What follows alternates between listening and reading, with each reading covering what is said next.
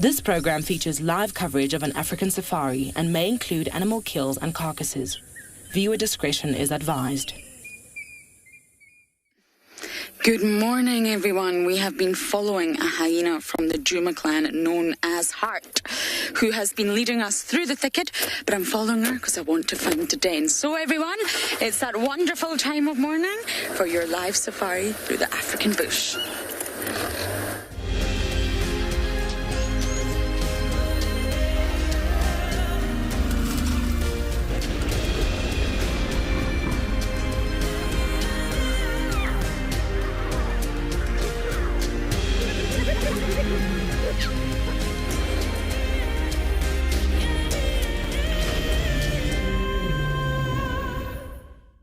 Welcome on board, everyone. It's an absolute pleasure to have you here on the back of my safari vehicle and many others across Africa. My name is Lauren. I do have Niels on camera, and just in front of us we do have Heart. I can still see her, but she's really not being very obliging this morning. Her tummy is, here's a termite mound. This could be very interesting. Her tummy is swollen. She's one of the mothers. She has 2 cubs, and I am determined to find this den. I'm going crazy. I don't know where the Juma Clan den is right now. I've checked Philemon's, and then I went down to Treehouse and we saw Hart. So before I forget that this, of course, is your safari.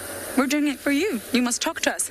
Send in your comments and questions. You now head over to the website, wildearth.tv, and you can ask questions that we will hopefully be able to answer on the website. Okay, now I have lost Hart. This is a bit of a mission that I've set myself up for here, but I just feel if she's been active all night, if she's been feeding, her belly's huge, then it's time to go to the den now. It's time to suckle. It's time to see the cubbies. That's why I'm following her, but I wonder if maybe we can't go any further. You can follow a leopard off-road, you can follow lions. Following a hyena is another story, and I have just stalled, so I think that is time to now send you over to another feed somewhere in Africa.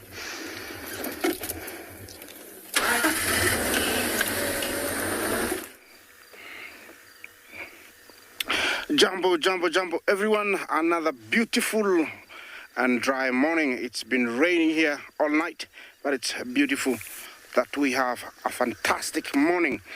This morning, my mission was to go look for these lions, but they're right here, wandering around their territory.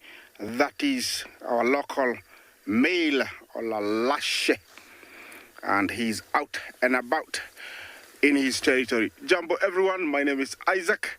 This morning our mission is to look for lions, and our weather is amazing. It's just perfect, and we're going to head out look for more lions, but we appreciate what we have at the moment.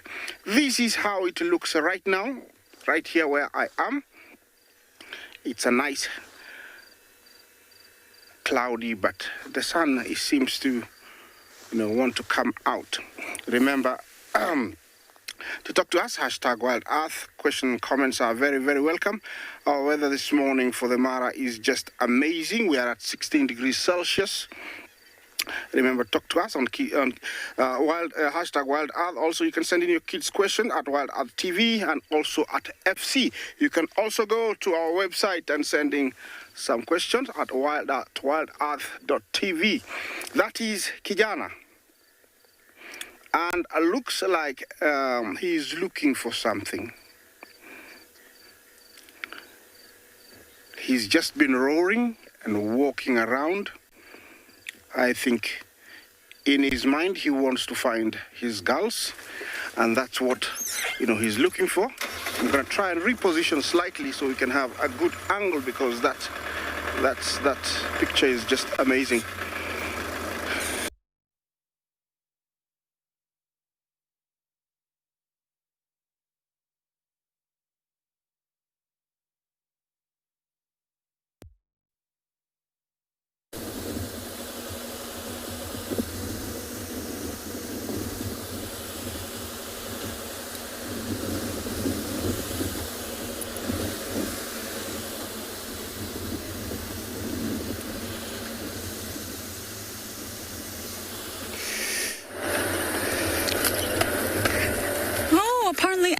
Has evaporated. I am sorry. Now I've managed to get out of the thicket. We lost Hart, I'm afraid. She's in the area of the old dens, but I am just baffled. I am really, really baffled. So what I'm going to do, as I always do, is check all of the dens on the northern side today. The hyenas have to be somewhere. It's cooler. I think it started off as 18 degrees Celsius today. I can't remember the Fahrenheit. And I'm just looking at this termite mound over here. Let's put it on. Now, we know hyenas have a network of mounds, and we know a lot of them because we follow the Juma clan. They've all got names, and they just reuse them because they know the mounds are safe. They may be successfully raised cubs there. Maybe their mother used it. But I am more than sure that there's mounds we don't know about. So this one, sadly, does not look like an active hyena den, so we shall proceed. But just before the temperatures get too hot, I think the hyenas shifted to be a little bit more nocturnal, as a lot of animals do in this sweltering heat we have here. And I also think they've moved. So it's not ideal for Lauren, who wants to spend every morning at the hyena den. But I'm going to continue just checking all the mounds in this area. I think Hart is on her way to the cubs.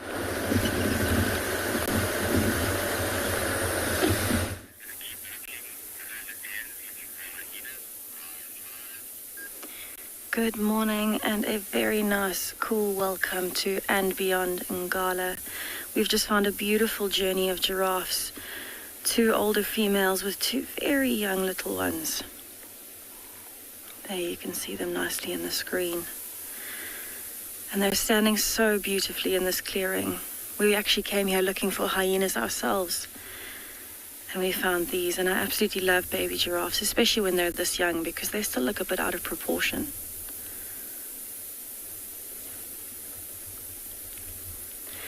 So my name is Tessa. I'm going to be your guide today for And Beyond Ngala. And on the camera we have Owen, working his amazing skills. So if you have a look at these lovely young giraffe, there you can see them in the middle of the 2 females. They're actually looking quite relaxed compared to the females that seem to be more alert. And that's because it's a nice cool day, it's early in the morning. And so for them, they're going to be just checking to see with these young ones that there's no lions or anything around. And we actually know that there was a pride of lions off of our eastern boundary yesterday.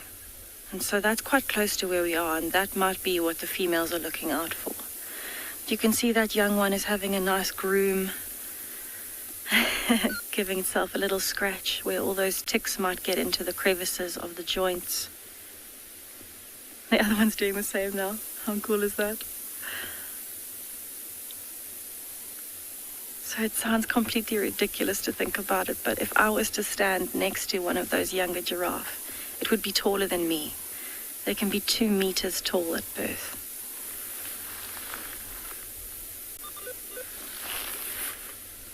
It's also amazing to think that these females were pregnant for 15 months.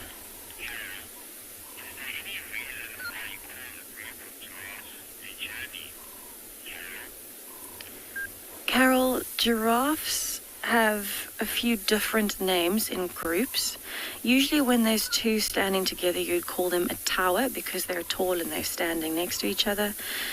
I think it's called a journey because maybe it's iconic for Africa, but wherever they're going, they always look like they know that they're on a journey, that they know where they're going. I'll find out for you if there's a more specific reason, but I think just everywhere that they go, it looks like a journey because they are so majestic and so unusual and so iconic for Africa because it is a journey for anyone that comes here.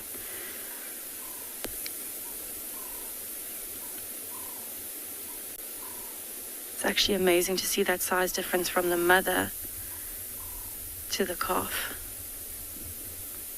Just takes her up to her tail. So they're actually looking at us now, just making sure of what's going on. There's a very slight breeze. So she's probably smelling us and making sure that there's nothing else here. It's interesting that they haven't started feeding yet this morning. Maybe they only woke up a little while ago. They would have spent the night maybe lying down, ruminating a bit during the cud. And now they're starting to get active for the day. So they probably would move off into those trees and start feeding a little bit later on.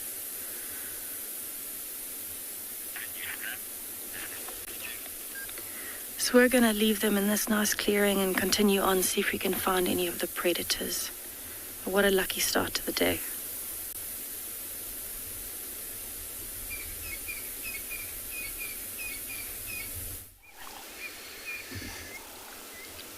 Good morning everybody. Welcome to your very own safari from the African wilderness here in Djuma Private Game Reserve, sitting with these beautiful impalas. Looks like they're busy taking it easy, feeding morning greys and browse.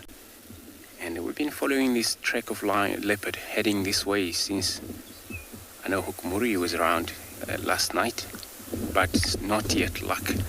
I'm Andrew. The camera. On camera, I have Gert this morning. So this is how we're gonna be starting checking around in this area. I know they look like there is nothing disturbed this impala. They look all chill, relax. And all we're just gonna do the edge of this clearing here. If this Hukumuri has been spending a lot of time here hunting this impala, and then he should be around. No tracks of him coming south, then it was very dry sand area or soil. We were checking in there. So it's possibly maybe you push it more east, even towards Gari Dam, that area.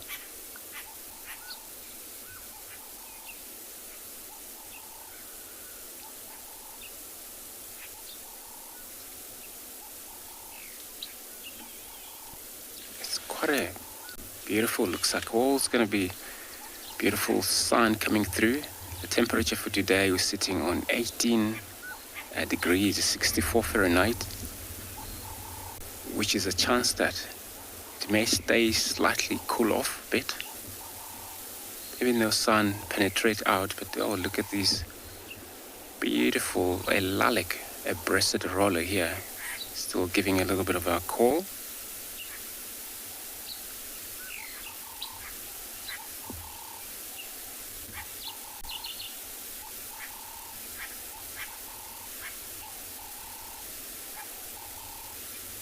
Off. Oh, there's another one, so we're a pair of them. Looks like Daddy's got a breakfast on its beak. Probably a little beetle.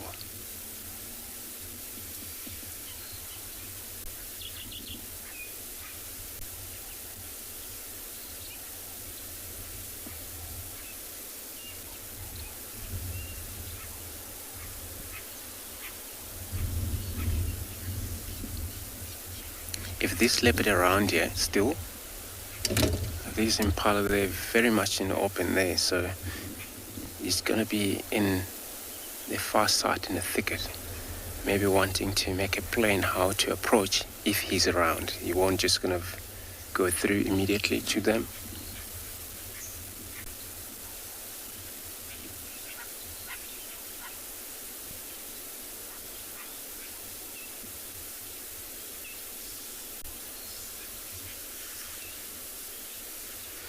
While Smith and Dole, you want to know what the difference between a grazing and browsing. So a browsing mainly feed on, tall or slightly high tree plants most of the time. Those are the browser, and the grazer are those are taking grasses. So, but here we're looking at the mixed feeder. Impala, they are mixed feeder. They don't only graze or only browser. So they can do both. So they can eat from leaves, trees. And now they're there. What they're doing right now, they're all grazing. And they're all taking grass.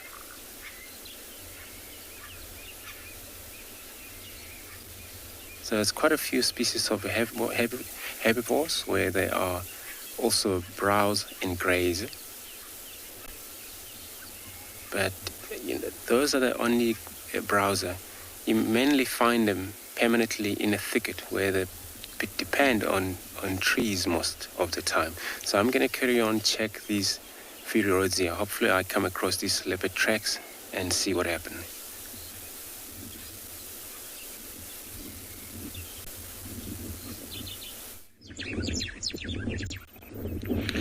Good morning and welcome to Tswalu Kalahari. What we have here is some sparrow weavers, or white-browed sparrow weavers is the full name. Beautiful morning here. My name is OBAKENG, and behind the camera there we've got Dave. These sparrow weavers are just getting about the morning business. You can hear how vocal they've been this morning, just advertising there.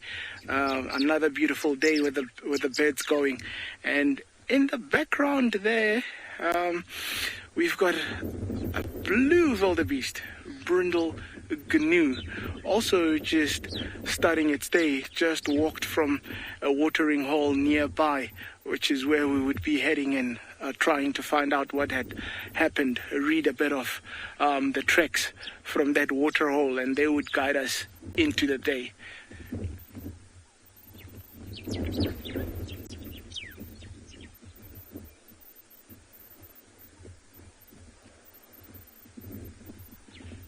A little bit of chewing there. Looks like re-chewing the card.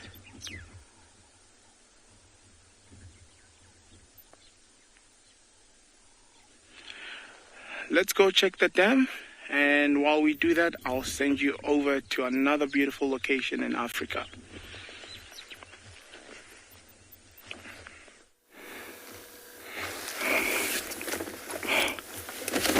Yes, welcome back to these sides of the world, Masai Mara, and looks like my friend Kijana is very busy looking and trying to locate the lionesses. He's in that bush there. He's been sniffing around. One thing about males is that sometimes they get very desperate. There he comes.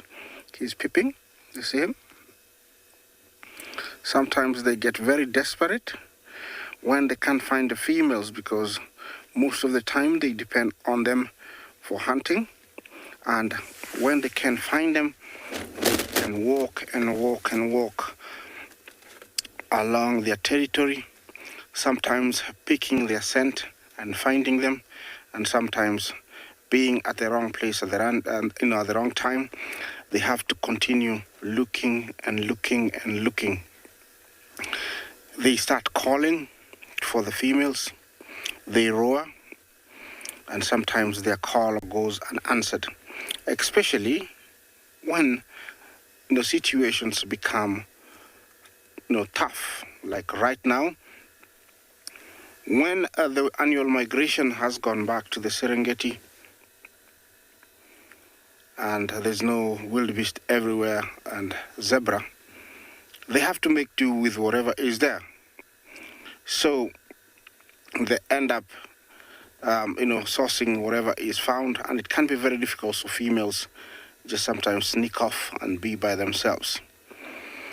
I'm gonna follow this guy a little bit. I hope he comes out and see what he does.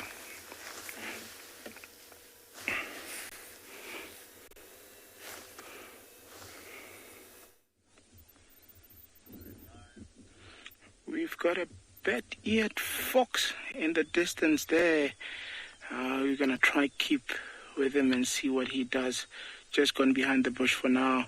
It looks like he's still actually on the hunt. They would look for little insects. There he comes out. So look at how he focuses his ears down to the ground, and they would listen for any activity of things like beetles and so on. And they can hear movement of beetle larvae up to about 30 centimeters under the ground, and you'll see them actually starting to dig. So it looks like he's still carrying his business from last night into the morning. Maybe last night wasn't a very successful night for him. Nice to see the way he does it.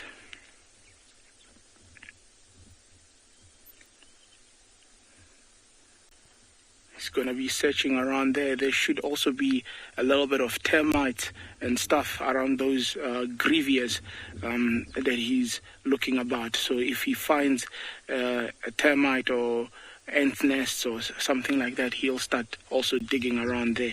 So hopefully he gets lucky around there.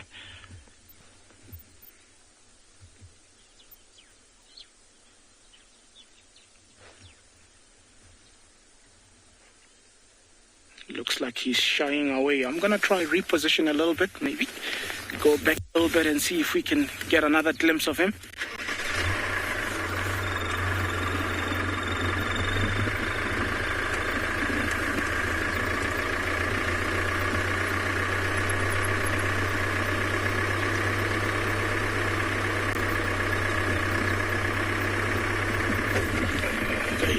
There he is coming out there. in the distance, still doing the same thing. Just being fully alert of the surrounding.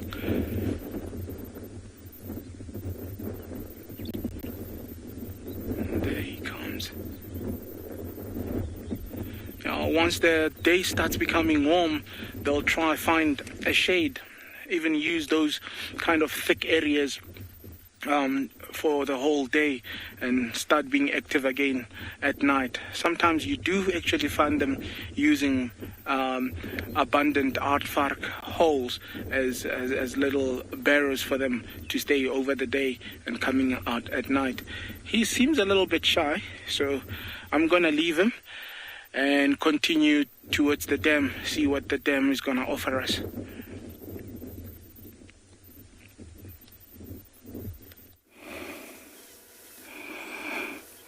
Well, but beard foxes can be very elusive and very shy. Also, same like my Kijana lion, he decided to hide in the bush, so I moved on closer to this beautiful small herd of elephants that are very busy, doing what they do best, grazing. They also do browsing, and they're loving the grass. It is soft, I believe, because it's been raining. Also, it comes with water, makes it very easy to actually rip off the ground and also, chew. That female there looks like he's got a picnic packed on his back for later. I don't know how he's gonna pick up that, but maybe it had some annoying insects and it decided to throw it there to get rid of them, but it got stuck. But also, I don't know, maybe he's learned that he can take a picnic. Yeah, these animals, no matter if it's raining, no matter if there's so much food, they're constantly on the move in search of fresh grass, consuming a lot of it every day, about 250 kilograms. Here in the Mara, they also can do browsing when they go down to the bushes. But right now, they're out here in the plains enjoying the grass. Definitely, we haven't seen the matriarch because he's off the angle we could have shown you. Matriarch is the oldest and the leader. And she's the one pulling the strings. So there she comes into view. And she's the one pulling the strings, making sure that everybody follows instructions. She's the mastermind of the herd. Look at her, that's her. And it's a big responsibility to make sure that everybody does well and survives. And so it is a huge responsibility to have about 9 or more lives depending on you. Here, she has brought them because there is plenty of soft grass. Look at the trunk, how the water has affected it. Very much like us. When you've been in water, you tend to go numb a little bit. It tends to change color. And you can see there's a little bit of that on the trunk.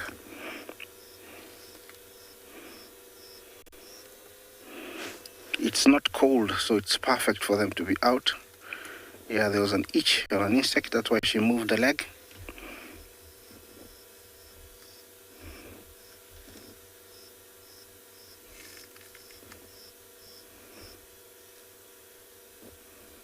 Yeah, that is the kind of environment I'm in. Very calm, very beautiful.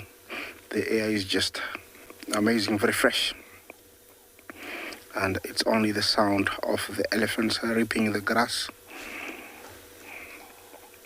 And from the way they're moving, tells me that they're going towards the ranger's post and then past it towards the escarpment. That's where I think she's leading them.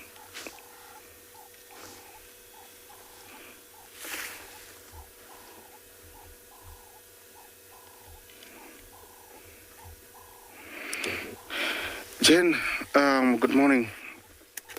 Is a matriarch ever challenged by any member of the herd? I think there is a lot of respect for her, and nobody would ever overrule her while she is still alive. Of course, if something happens to her, the next in order will try and be in charge, but while she's still alive, while she's still healthy, she's the one that makes decision. She's the one that, tells everybody what to do. Of course, the second in charge and the third and all the other females have a very big role to play for, to actually, ease the pressure to her life. So they will definitely watch onto her, but there is no conflict in taking over the position while she's still alive and healthy. I've seen in cases where they get frail, another one will take over. Just usually they can sense that maybe she's on her last legs. They take charge and everybody agrees to that. This happened when, one for some reason got sick, fell down. Immediately the second in command took charge, but they had to come back to that spot almost every day to check on her. She wasn't moving very fast, and that's how, the hierarchy changed hands. So they don't take the position before she's alive, before she's dead. And here, definitely, she's still got a long way. She's very healthy. Yes, I'm going to leave you with that view while we move on, see what else we can find.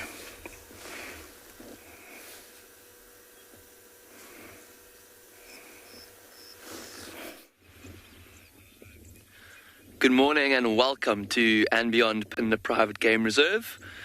We've just come to the top of a slow hill just to see the landscape, the expanse of rolling hills stretching out in front of us.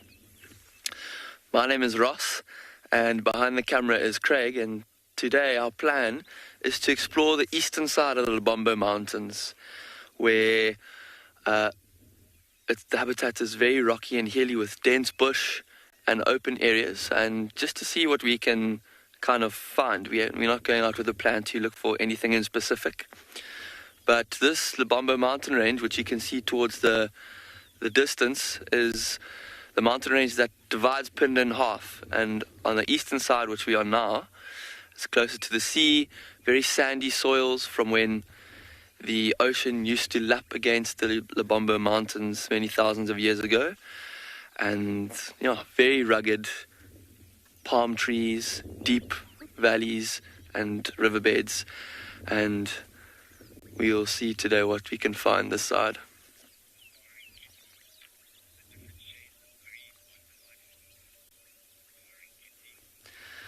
Safari Kitty, I quite agree. There's just so many delightful shades of green here, and it's because you can see in this one scene so many different types of habitat. There's open plains, there's also one or two riverbeds that are running from left to right of your screen, so there's thicker bush and much taller, greener trees there.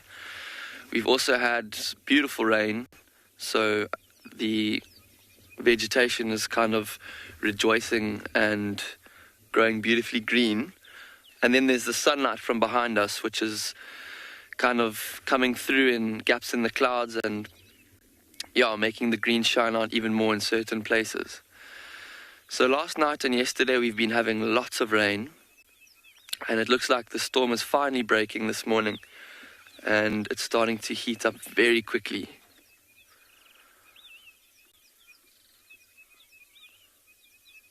If you listen as well, you can just hear all the birds.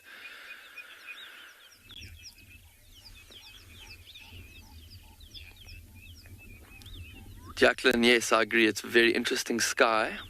It's kind of this cirrus cloud, which is looks quite low to the horizon, but it looks quite thick, so it's got this kind of not white but more dark grey tinge to it. And then the sunlight's just coming through as well from behind us, because the sun's actually rising behind us. And so it's this very, very angry looking sky with actually a beautifully sunny sort of green landscape. It's such a cool contrast.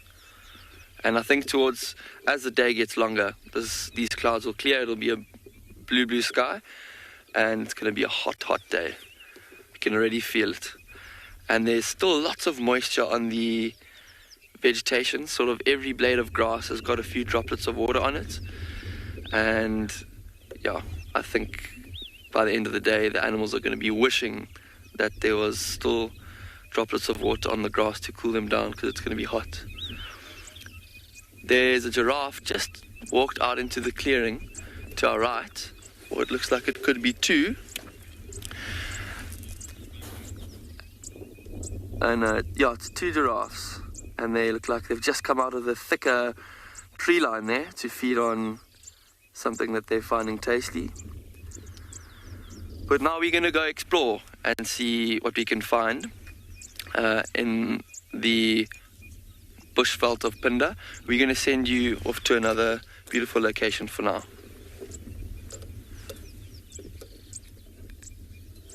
I've just came across who I think is a lone bull, Ellie. We are still missioning, everyone. Good morning. I'm out. Sorry, it gets me every time. Just a quick update as we admire this bull. Checked all the possible... Oh, goodness, that's terrible views, Niels. I'll move. Checked all the dens on Shibamu Road, or potential dens. Checked Zoe's. It wasn't easy. I think I almost threw Niels off the vehicle.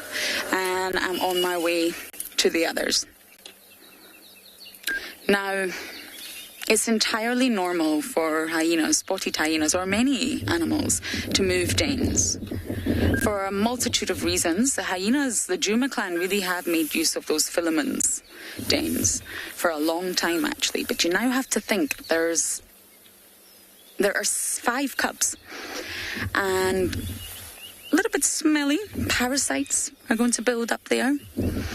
A not so pleasant pong is going to build up, and that can end up being detrimental to the health of the cubs. So it's really normal for hyenas to move dens once the parasite load gets too high. Also, they've got to keep moving. The cubs are getting bigger. Maybe they need to sort of upgrade to a bigger mound. I'm not sure. So I'm still on my mission.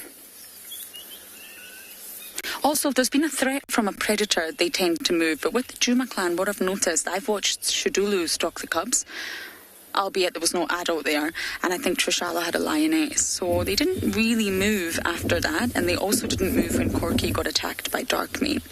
But it's normal for hyenas to move. It's just not so fabulous for us when we don't know where they've moved to. Hello, mister. Aren't you just lovely?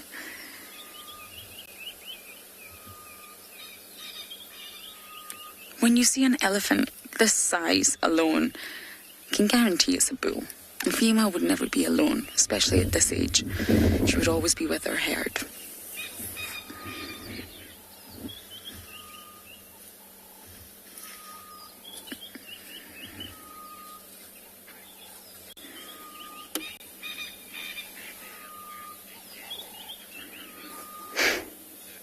Sir 50, I have not heard your name in a long time. I hope you are well in these testing times. Possibly Sir 50, and that's really not what I want or want to think about. Although in saying that, we do have Traverse in Torchwood now, and we do have Traverse in Buffelshoek. So if they have moved to any of those properties, it would be wonderful for us. If they have moved to Little Gowrie, where they have been before, I was discussing that with Michael earlier, then that's not good news. And unfortunately, hyenas are not ranked of much importance to lodges, and, well, nobody reports them. Did you hear my sigh, Sir 50? That's how I feel right now. So no, it may not be the most enthralling drive from my side of your life, but I need to check these dens, and I want to get round them all before the sun gets too hot, because I think that's when mothers who are sort of circling or nursing disappear anyway. So what that means is that we shall bumble on, we shall say goodbye to this bull. Oh, no, he's coming very close to the car, therefore I cannot. Let's just pop him on Niels. I cannot move. So we're just going to sit and admire this bull. Oh, no, you're going to stay with us, which is fantastic. There's no way I can turn my engine on when there's a large bull elephant this close to the car. He's very relaxed, don't worry, he's just feeding.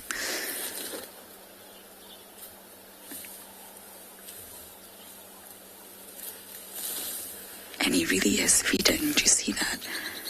Some males pretend to feed when they're feeling anxious or not happy with your presence. But he really is feeding.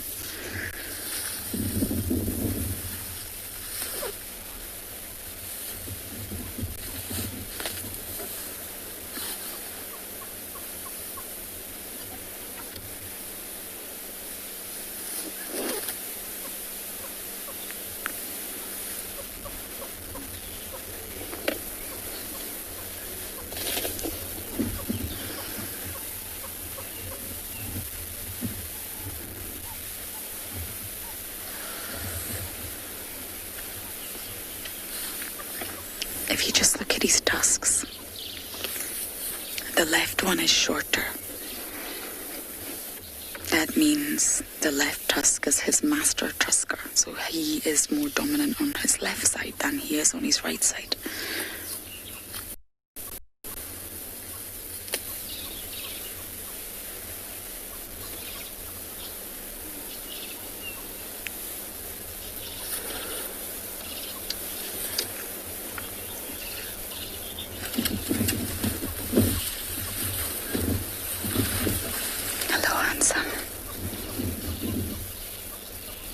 He's having a smell of me.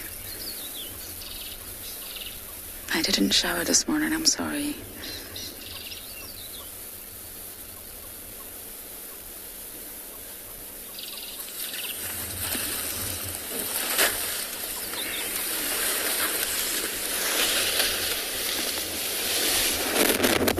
Wow. I see you, boy. You walk towards us. We see you.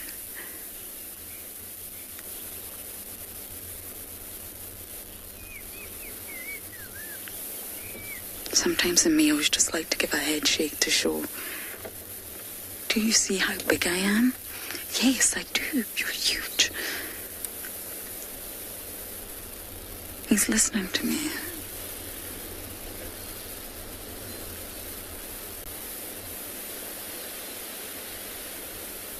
See, now he's fake. It's him. Uh-huh. His behavior's changed slightly.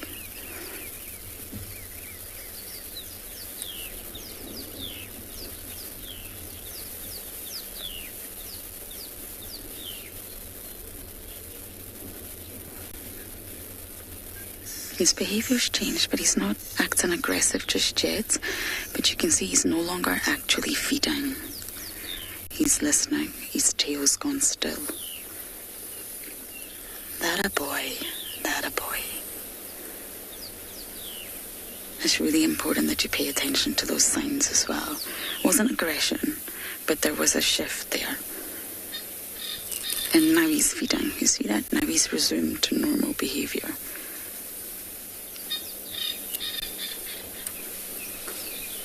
I'm just going to let him wander off into the bush, do his thing for the morning, and then we'll turn our engine off.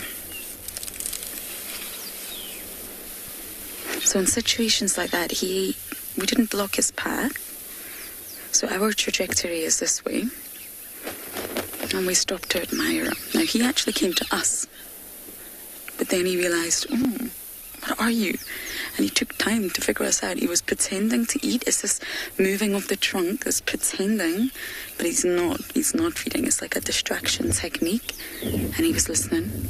still and the tail went still. That was a change in behaviour, but it wasn't aggression. So he's just there.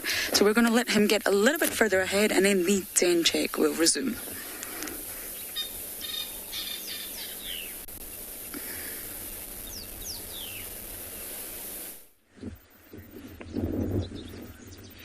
Welcome back to Tswalu Kalahari. We've just followed on tracks from the dam and found this female cheetah. Looks like she's on the hunt.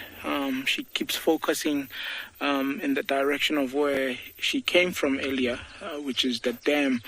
We think she must have her youngsters with her, but they're not babies anymore. I would say sub-adults. So looks like they just behind her there following. Look at how focused she is there.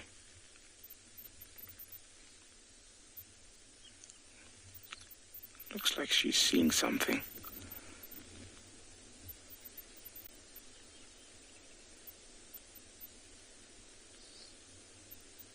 Now still looking. Maybe picking up a bit of sounds. There she goes. Exactly in the direction where she was focusing. A bit of a stretch, just getting ready. And a big yawn.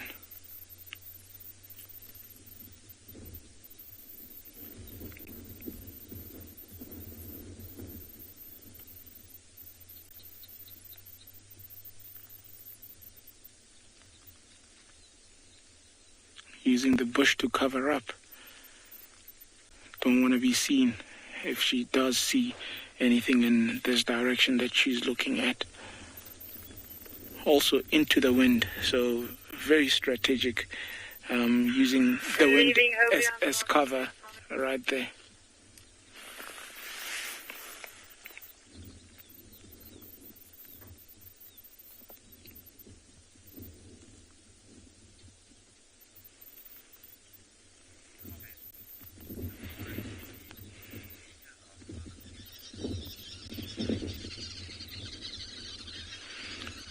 Beautiful cats indeed, Safari Kitty. They're just elegant. That's what I like calling them. It looks like the cub is also catching up from behind. Just want to see how this plays out. There's the youngster from behind.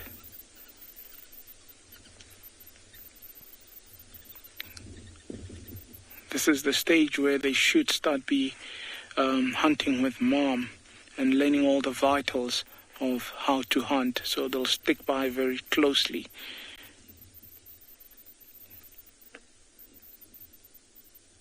There they go. Almost same size as mom already. Look at that.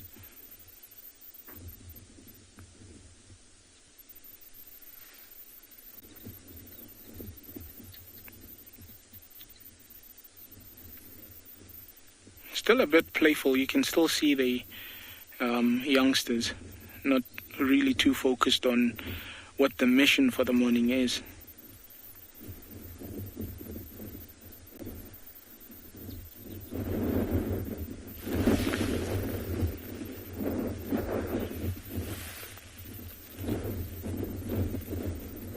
Good camouflage. I mean, look at that. If you're not paying attention, you could easily miss them.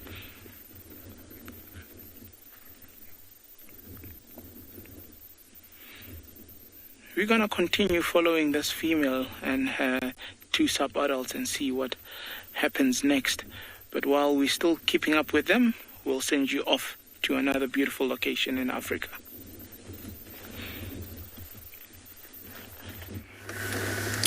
Good luck, Obi.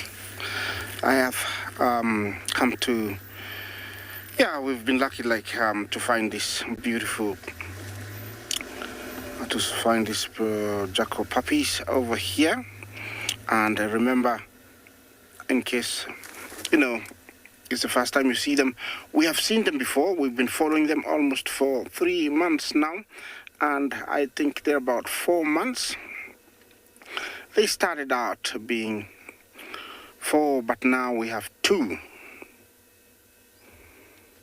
The last time we saw 3. They were very playful. Then we had an accident. I don't know exactly what happened. I still don't want to remember that, but one died mysteriously. It was eaten by something. So these 2 are the only ones left. They're still under the parents' care. The parents, unfortunately, are very shy. We've never gotten lucky to really meet them and see them closely. But the puppies are very, very playful. As you can see, they're not going away from us, but very cold. This is the silver-backed or the black-backed jackal. And these guys are very much dependent on the parents for food. Looks like he or she is smelling a scent of a certain animal. The sense of smell is very well developed, and it can differentiate between one scent from another predator to another. And it is very important for them to read that. You can tell he's revisiting, reconfirming what scent. Could be hyena, could be lion that went through there, or maybe another jackal. Very soon, in another 2 months, they will be able to follow their parents to forage. They will be able to start hunting. But right now, they are depending mostly on their mothers and fathers to bring back, meat that they've swallowed to regurgitate to them. But for them, if they find little locusts, spiders, dung beetles, they will eat them as they wait for solid food to be brought to them by their adult mothers and fathers. Those big ears are very good because they can be able to hear some slightest noises. Some of them we cannot even hear, but for them, they can hear that. The way it's moving tells me that it's either picked up very fresh scent of a certain animal, and it wants to reconfirm if it's there, but also the body language tells me it's very wary. So you see that, yeah, it's not happy. So definitely either there was a leopard that went through here, or a lion, and sitting there watching in that direction. Hopefully it doesn't come back. The pointy ears still trying to listen if it's gonna come towards them. Well, in many ways, jackals were perceived to be scavengers, but they are not. They're very vocal if they need to. They have a home range where they roam freely, where other jackals also roam freely. And they're very associated with other predators. When you see adults somewhere, it's either there is a predator that's feeding and they're waiting for scraps, but they are very, very efficient hunters.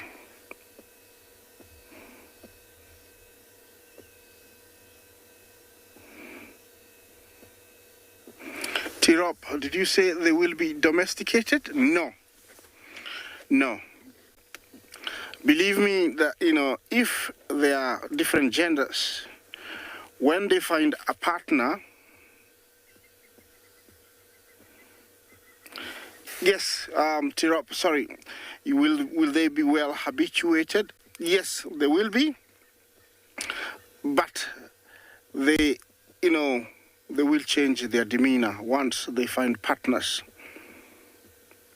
You can tell they are developing survival skills, making sure that the surroundings are safe. Every now and then they have to stand up, so they are losing that habituation that they've had when they were young, and they will turn to be very, very wild.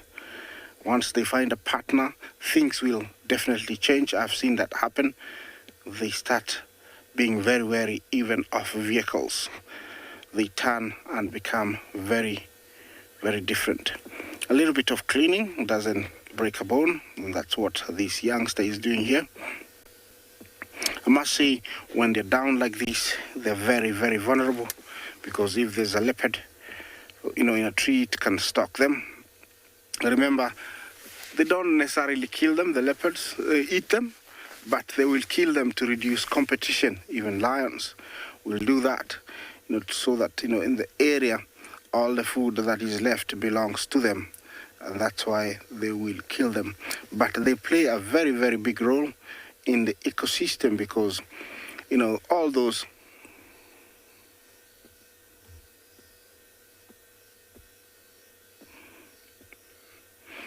girl with box, how long do they parents leave, the jackals for? They can be gone up to a whole day, and depends on how far they go to fetch the food or to get the food. So they can go for very, very long. It's not their wish, but sometimes situation force them to stay out longer, because coming back without anything, and right now they are not drinking, it becomes very, very difficult, because the young ones will start begging, and they're actually very demanding when it comes to begging. They'll keep pushing for the adults to regurgitate the food, so they will stay as long as they can get something. But if it was their wish, they would come every hour to bring some food, and so they can have a rest. I can tell definitely that the one to the right is picking some sounds, or it is expecting either the parents to come from the right. You can see that. Keeps looking, keeps pointing the ears that direction. Remember, as I told you, those ears can hear certain noises that we can't hear even about 500, half a kilometer away. And that's why it keeps looking in that direction. Well, they might look very vulnerable, but to catch one is almost impossible. They can run very fast, and one thing they can do really well is to dodge and dart.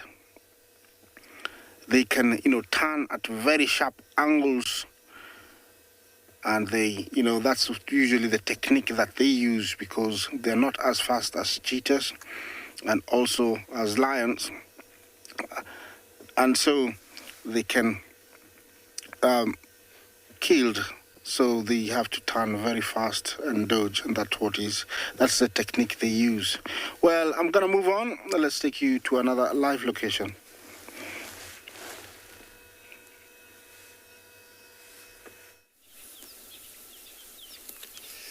Good luck, Isaac. Yeah, I know we're trying quite a lot, looking around for that leopard tracks, and there's no luck there. So we come across a small breeding herd of elephant feeding still. As you can see, just a beautiful sun shining through this animal.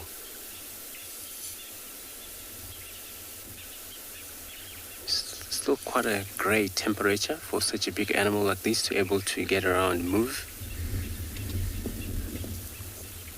And they've probably been spending it a whole night moving, because they're also night movement animals. They can move at night, day as well.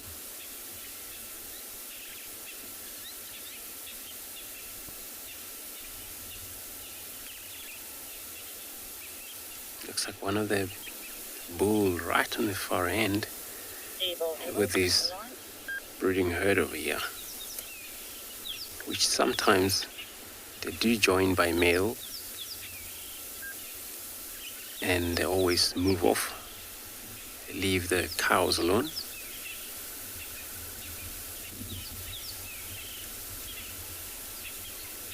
And that's why they're a system of a bachelor group of males separate and a whole nurturing herd separate, taking care of their young one. He's the male I was talking about right there.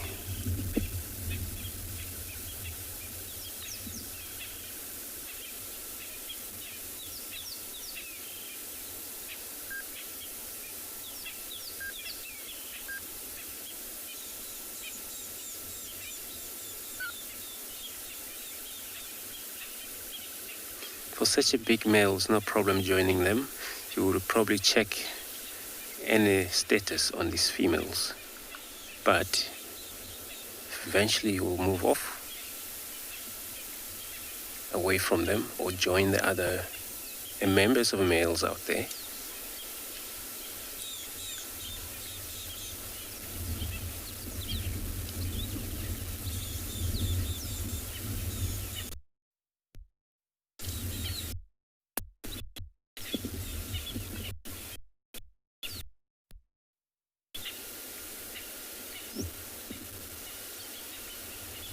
And it's actually a great choice for them to be able to move into this all mixed of vegetation here, grasses and plants, all great for them.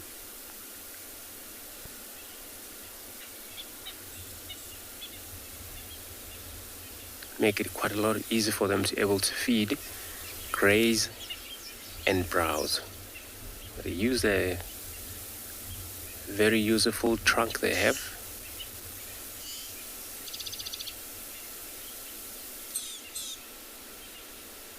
As a special tool for such an animal, able them to feed, suck water using this trunk, pour in the mouth. That's how they drink.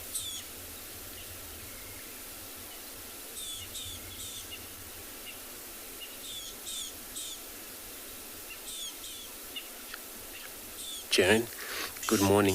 So this is not actually a butler head. Here we see, I only have a visual of the big male, and the holes are the females. The rest on the one we just spotted first here, all the mix of the young one. So it is a mix. It's actually nurturing herd. Only that male just joined. Could be two male that are here, but I can only see one.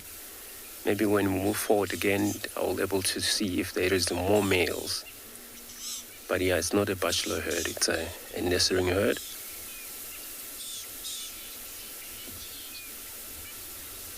So I'm going to move slightly, see if we can keep up with the rest on the far side. We can able to tell how big this group is.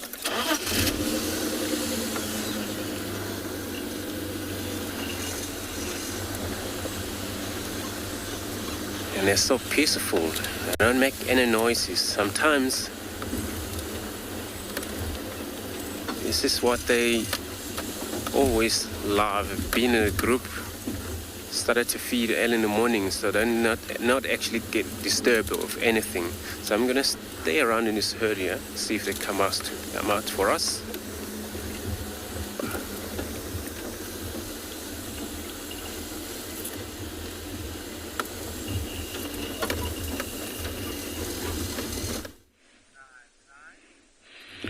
We still with our cheetah. Look at the stealth.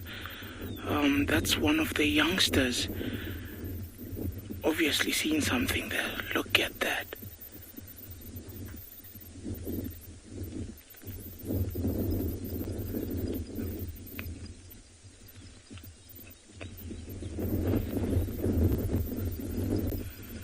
Focus, stealth, everything. Anytime might pounce now. Still keeping your focus on whatever he's seeing.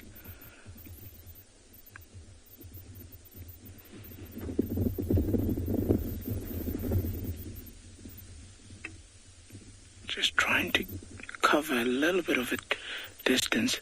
I mean, these guys will start chasing at anything from about 200-300 meters. So probably that's what he's trying to get to.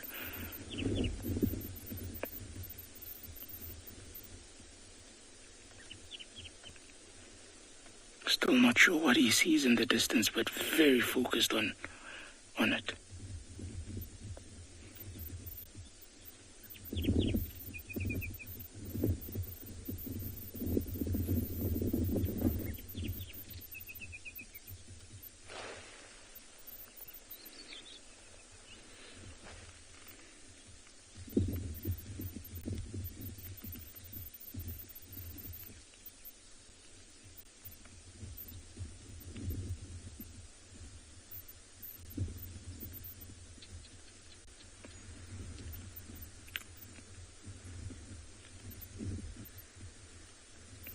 walk almost like gliding. If you just following the walk there, what you're seeing him passing by is actually a power line just crossed over the main road.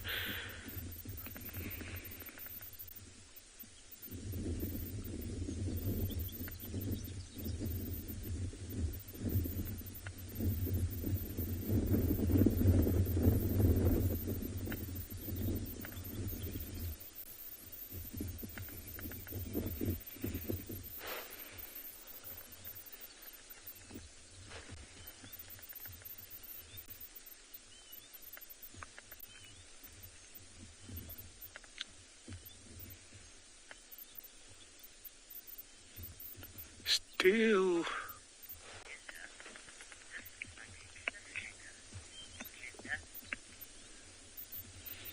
Look at that, crouching down. I mean, all the maneuvers that they use, oh, wow. And for them to have seen something from that distance, that is just incredible. I mean, we still haven't seen what he's focused on, but look at that.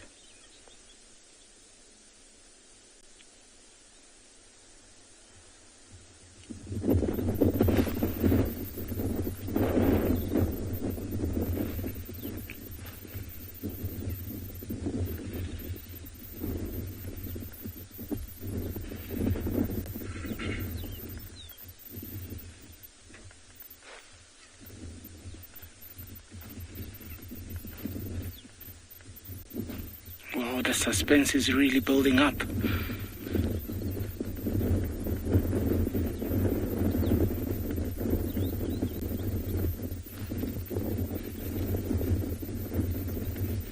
There's a bit of a wind turn which might change the whole situation here. Let's see what happens next. The wind has just turned immensely.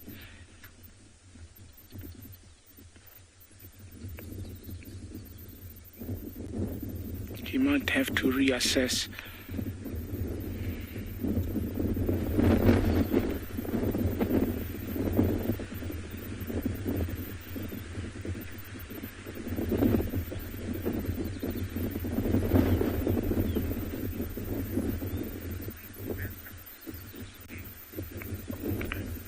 We'll still stay with him. I don't want to move as yet because I don't know how far whatever he's seeing is at. We'll give him the benefit of the doubt. And while we are waiting to see what happens, let's send you over to another very beautiful location in Africa.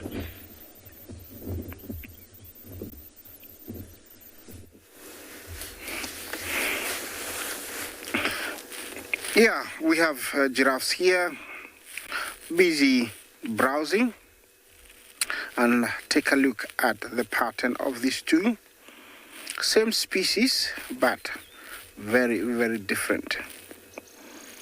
The pattern of the one to the right is the typical, Maasai giraffe, but still the one to the left is Maasai, but with a very, very different kind of pattern.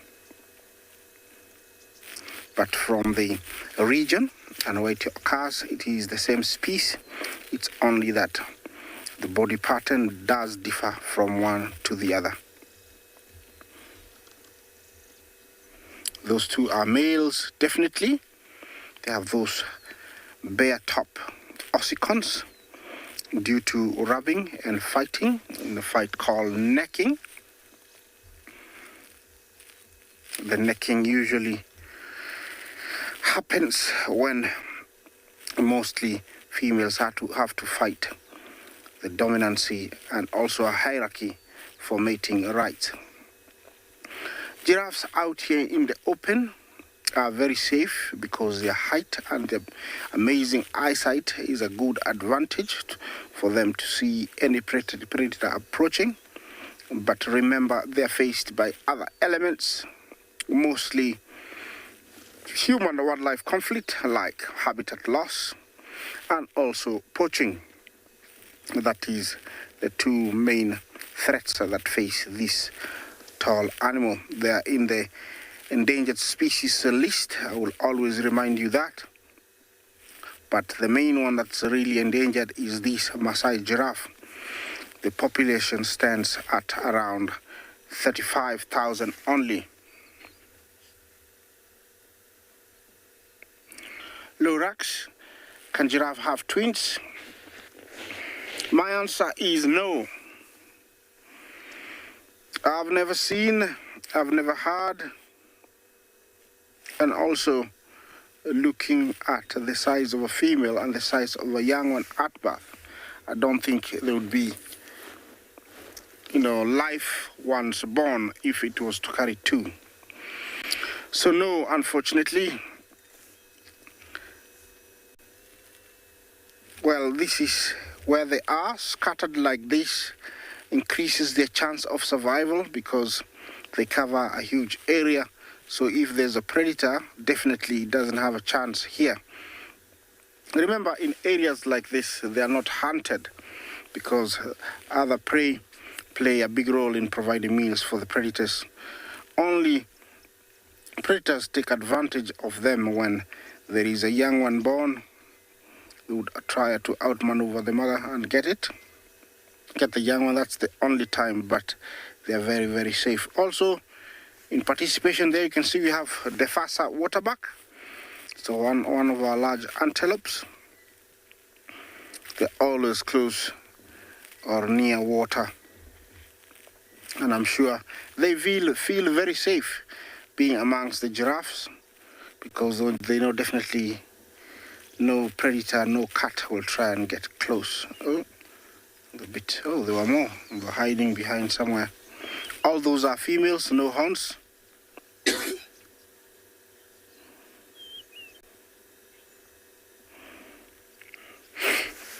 BG, can different types of giraffe mate together? Yes. And it has been, proven. Somewhere up north in Kenya, there is what we call the reticulated giraffe, and the Maasai giraffe have all overlapped the area, and they have bred. So from my experience, I've seen, them not mating, but the very different kind of giraffe that came. Maybe it will become another species in the years to come, but definitely they will breed with the different species if kept in an enclosed or confined area where they meet each other. They will breed. Look at how he stretches the neck. The first vertebra behind the neck is able to almost stretch out straight. You can see that. See that? Allowing the neck to point upwards with ease so that they can have an extra reach for leaves. And if it's not enough, they can actually pull out the prehensile tongue that's almost 18 inches for an extra reach to those high leaves, making them, the only species that can do that and reach for very high trees. The second one is the elephant. Yeah, looks like she's found something to the right. No. They have amazing as a giraffe, and actually being here, I depend on them sometimes to find predators. Look at that, can stretch the neck upwards with ease, reaching an extra maybe 30 centimeters. Maybe there's nothing edible in that tree. Move to the next one. It's like moving from one restaurant to the other, choosing, what curry you want to feed on. It was a very rainy and chilly night, so being out here in the open with a bit of sun on your back is really welcome, and I think that's why, they're all here, and it's just beautiful as you can see. Gonna leave you to enjoy that as I move on, see what else I can find.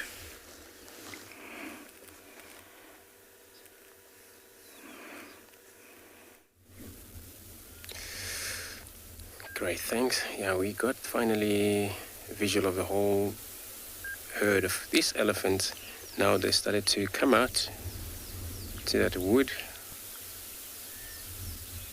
and they're all just gonna march across this two-track road.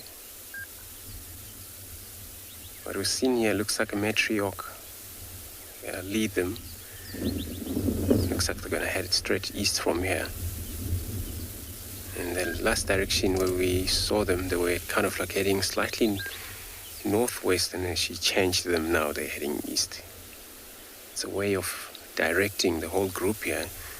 Her main job as a matriarch, just to make sure they all follow her, and they have to follow instruction from her.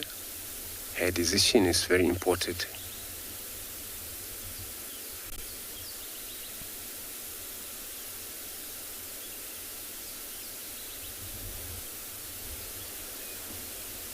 This one has got a kind of like a little cut of an ear.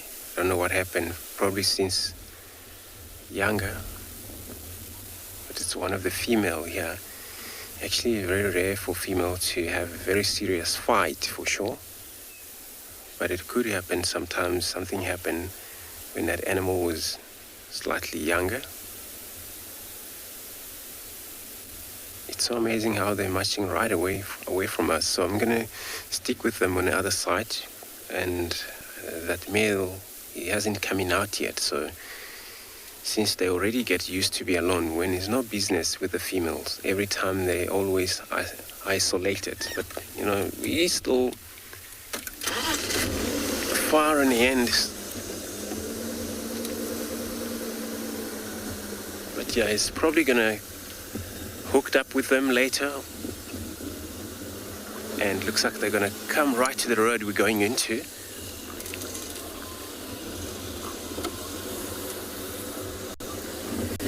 Leopard lover, good morning. So you want to know how the matriarch is chosen. So usually it's in a gene pool and a family reunion here. So that matriarch, she got to make sure when she or in the older age, she rather always gonna be her daughter, or if it doesn't work that way, then it's always an experience and a female in this group that will be chosen to take over the whole group here to be a control. So it's always an order of who's gonna be the next. If she had a daughter that is actually old enough to be able to lead this group, then that would be the one to lead the group. If no daughter, which it happens sometimes, was no success on having daughter always a male, then of course, then experience, or then a second older female, she will be then come in a matriarch. See how they move along this road now. Because yes, it does happen, matriarch die of another accident or in older age. So here there's also always the second one who all of them know that, you know, she's actually a senior of this group.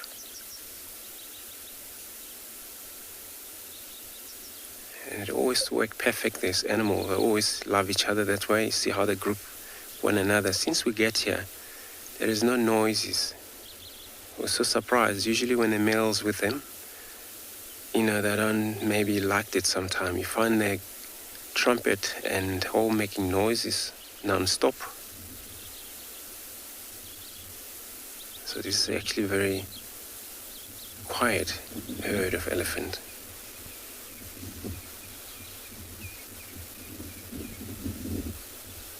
And now they stop and listening.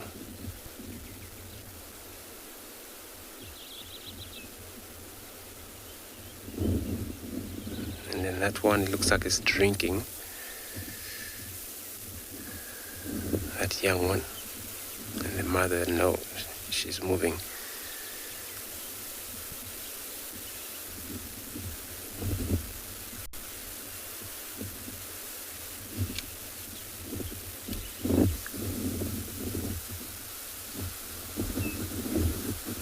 So you find where they're leading it to now. It's got to be either more member, or if this is the only member, And that's where she's gonna lead them to for the rest of the day. And it's always change. Place of grazing, it's always change every time, every hour. And that's why they have to move. Sometimes they have to be static, feeding in the same area. And when they do that, they all spread around, all far apart. So there is no pushing one another.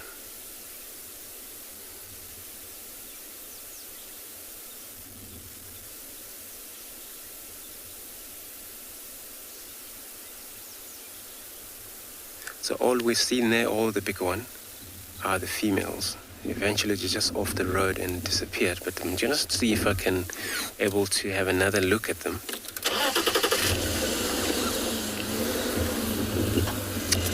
Elephants also always very interesting animal to see, for sure.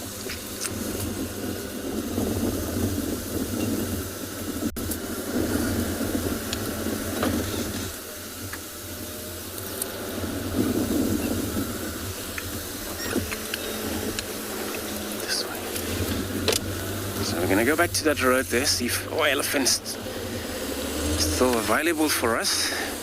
I was busy checking also the tracks here. Looks like it was one of the female leopard that she walked along this road. But we're gonna first have a look at these elephants, and then we're gonna come back, re-follow up. Looks like last night, track's not fresh, but the leopard sometimes surprises you, where the tracks can be maybe older, but then maybe they're not far. So this is something about their movement and their doing. We've got a beautiful group of elephants still moving on. Now it looks like they're gonna do a serious move. They're not stopping at all.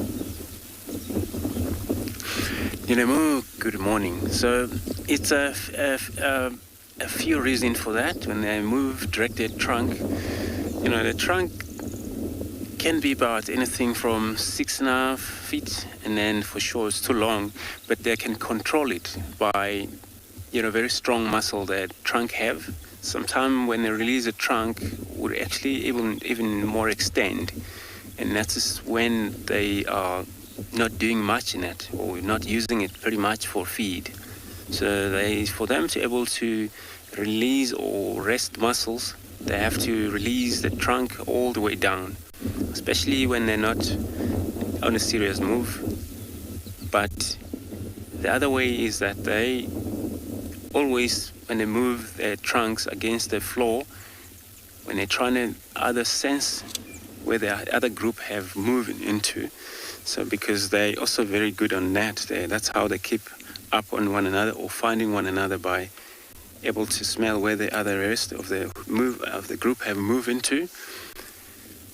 Or when they're static, not doing much, when they sleep, it's one way for sure they can do.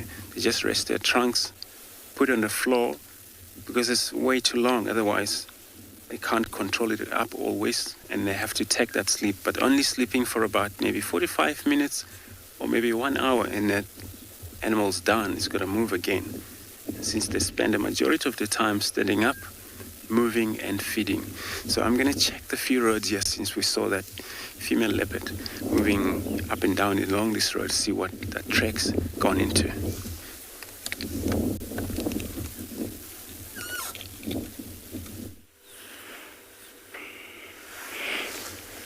Well, good luck with finding a leopard. Here I've got Another big herd of elephants that are happy grazing and moving in unison to a destination known to them, enjoying the soft morning grass, which I believe must be very delicious because there's no one who's standing still.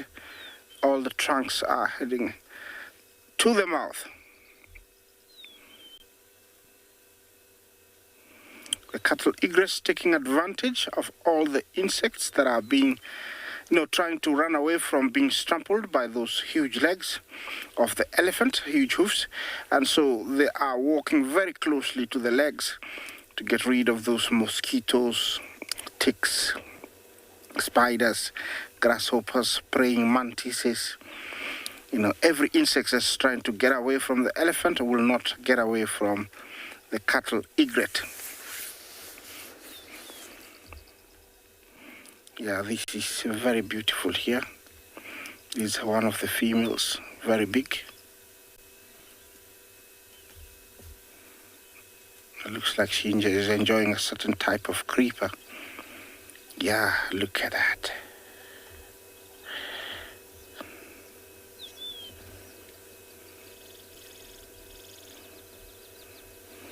Katrina, do elephants walk on their toes? No, they don't walk on their toes.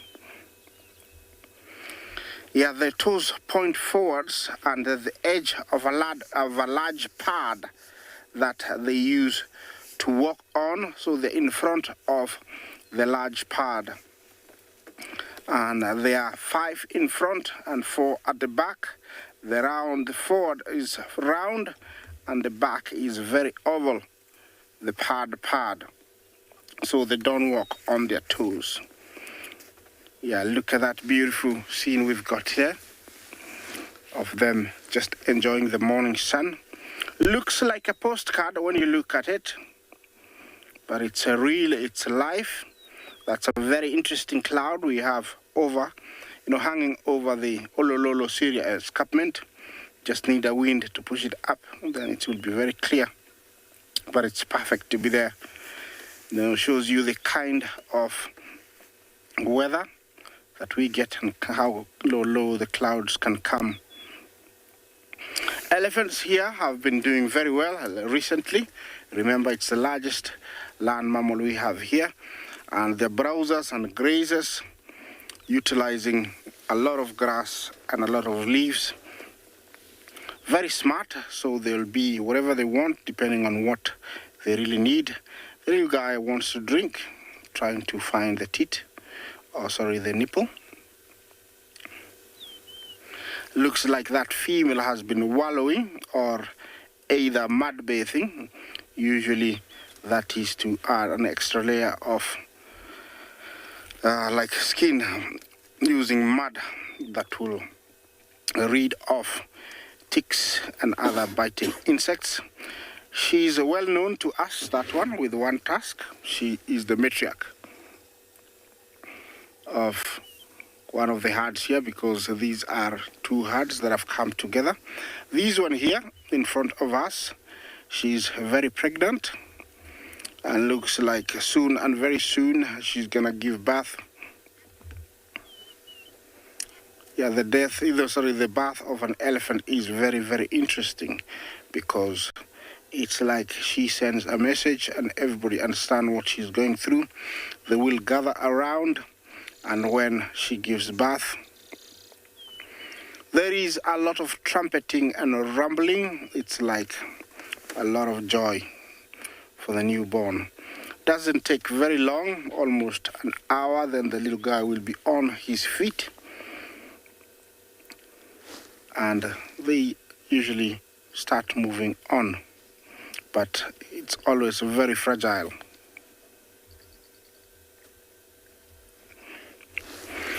Linda, how long would they go without water for? Elephants will prefer not to go without water. They are water dependent and they will prefer to drink almost every day. But if conditions to find food forces them to be away from water, they can go for almost maybe a week without, but they can walk very long distances in search of water. But it differs from one area to the other. In northern Kenya, they can go for up to, 48 hours without water. In other areas, they can go slightly longer, but they would prefer to have water every day. You can see we have lots of young ones. The farthest young one you see there, I think, is the newborn of this herd. It's amazing how they graze, and in 1 minute they're facing this direction, then they turn to a different direction. I believe there is, a lot of communication that we cannot hear. And that's why, as we wrap, we're going to zoom into this sisticola, the rattling sisticola, as we take you to another live location.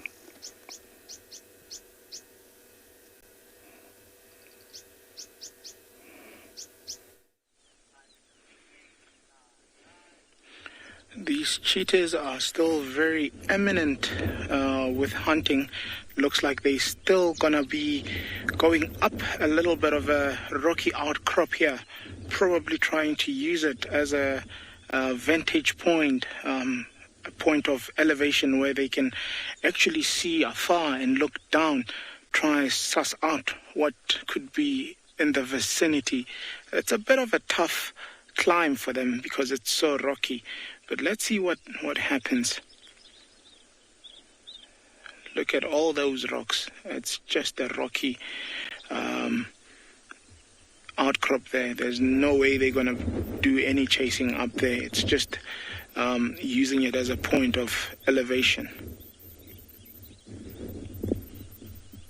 The wind has also turned significantly on them, and probably that's why they're looking at an alternative way of trying to see how they can do this. Still going higher and higher.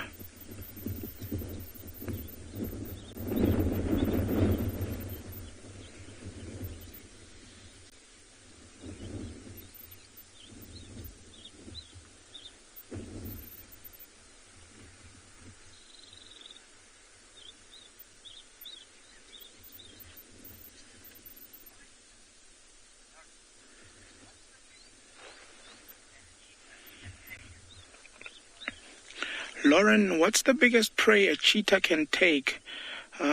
Pound for pound, you're looking at probably something like a springbok with one cheetah doing it. But when you're looking at probably two males hunting or a small family group like this, they can even go a little bit bigger. So I have seen where males would even take a full-grown kudu female. I've seen the two boys here at Tswalu also attempt things like your young oryx, which is very dangerous with those sharp horns, long, thin horns that they've got. I've seen a small family take an ostrich. So, I mean, you're looking at a 2-meter bird, and it's very quick also on it. So those are the kind of big prey that cheetah would be able to take. So if there's a little bit of help, probably a little bit bigger than what they would normally do on their own, and then that's predominantly what they would go for. But on their own, they'll try easier things that are quick also, things like your steenbok, things like your klipspringer. I've seen young cheetah like these youngsters look for things like squirrels at times. And even birds, they catch birds by surprise. Things like your francolins, they'll surprise them and catch them. Guinea fowls, yes, they go for those. So one-on-one, yeah, they'll look for smaller things, but the manier they are, the bigger the prey would be. Still very interested in going higher and higher.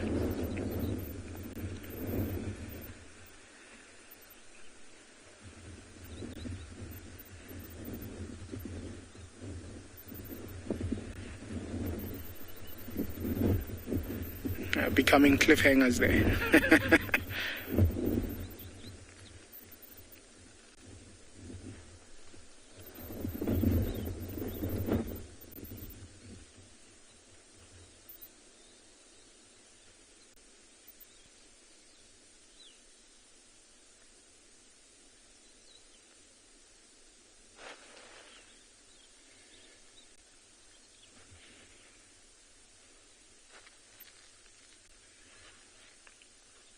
See now how she's using that. Look at where she's looking, just taking almost a 180 peripheral, just looking at what she can see in the distance, and she would know exactly where to go from there.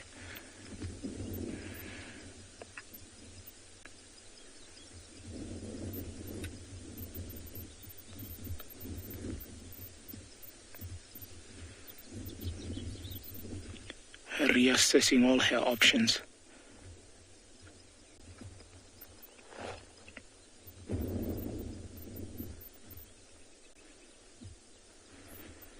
No, that was not high enough. I think she's going to go a little bit more higher.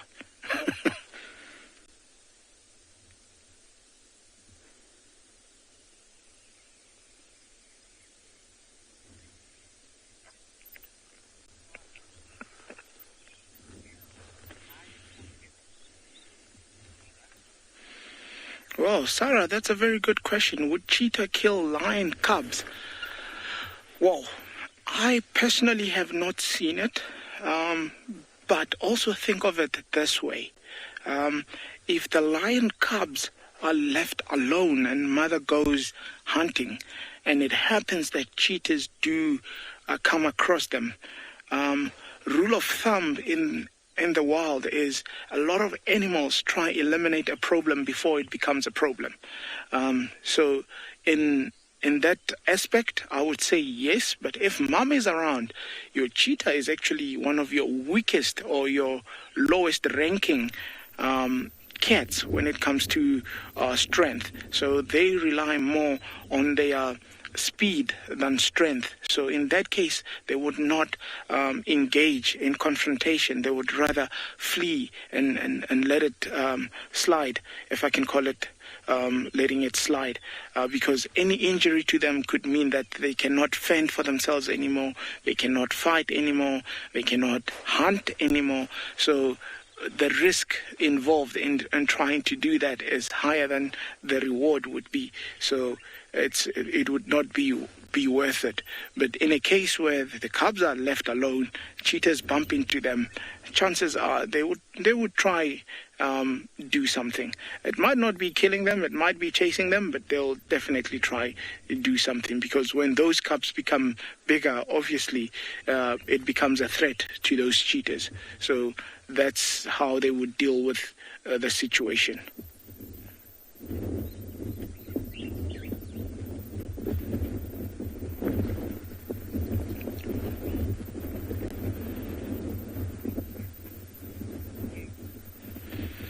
I think this female is going to continue getting higher and higher up the rocky outcrop here.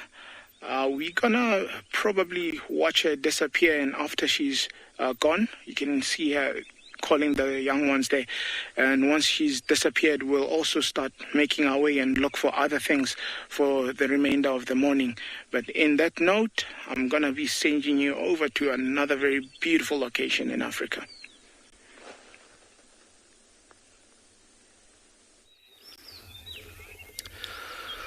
Welcome back to Punda, everyone. We are also on a nice rocky mountain or hill here on the eastern side of Punda, and we've had quite an eventful morning. We've had a flat tire, we lost communications with you guys for quite a while, but we're back in action, and we found a beautiful, beautiful, beautiful kudu cow, and there she is looking at us. How stunning is she? And there's, I think, a few more kudus behind her, just on the edge of this thicket. And she's just been standing there while we've been quietly watching her, just chewing. And she looks like she's heard something off to that direction. She's just been slowly chewing the cud in the shelter of that little thicket. There's a bit of a breeze, so that might be why she's hugging close to it. But I'm going to maybe try and reposition so we can... Oh, hello. The saga of Ross and Craig continues.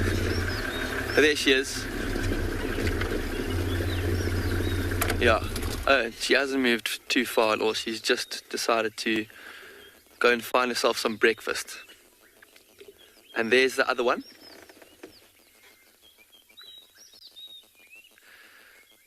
Look at the size of her ears compared to her head. They are just huge, almost like satellite dishes on the side of her head.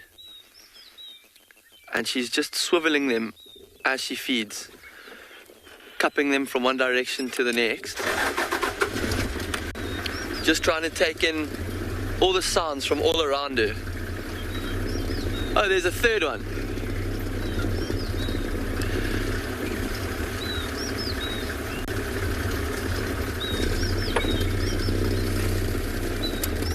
And because kudu live in this quite dense habitat for most of the time, they rely a lot on their sense of hearing, so that's why their ears are so big. They can also, on hot days, use their ears to give off lots of heat, and they help to cool them down. And they feed on exactly what we're seeing them feeding on now, leaves. They don't eat grass, only leaves from trees and bushes. And so this is a perfect area for them. Look how many bushes there are for them to choose from. Some of them have beautiful green leaves sprouting, which must be tasting absolutely delicious.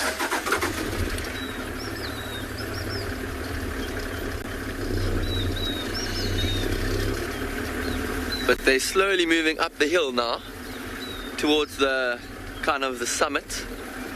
And I'm not sure if we'll have a view of them for too much longer. I don't know if you can see them through there. No. It's amazing how quickly their grey fur just blends in, with this grey, sort of grey-green bush. They're perfectly camouflaged for where they live, which is amazing. We didn't see any male kudu there. Those were just females and youngsters.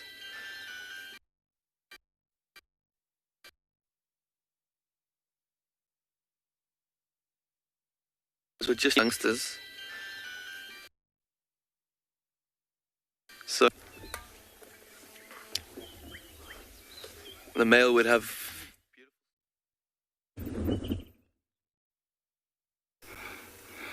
Well, we're here with this huge troop of baboon that are scattered far and wide amongst these beautiful grasses of the Mara. They don't seem to be very, joyful like normally baboons would do. They would be playing. Looks like they've been rained on and wet, and so it's time to catch up with the much needed sun to dry up. Remember, baboons, these are olive baboons. It's the only type found here in the Mara, and they're omnivores, feed on many types of grasses and plants, including fruits, but also feed on small insects, and sometimes they do hunt. By hunting, they hunt small animals like small impala fawns. That's what they hunt for. Definitely that's a male, and very unusual behavior, but it has been witnessed before. Yeah, parental guidance is needed here because of what he's doing. They have been known to eat their own semen, baboons.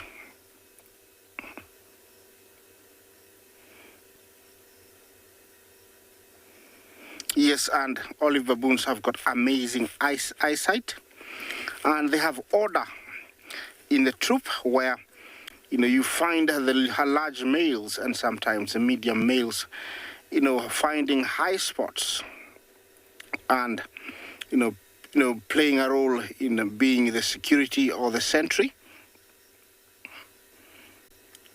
for security reasons. In case of any threat,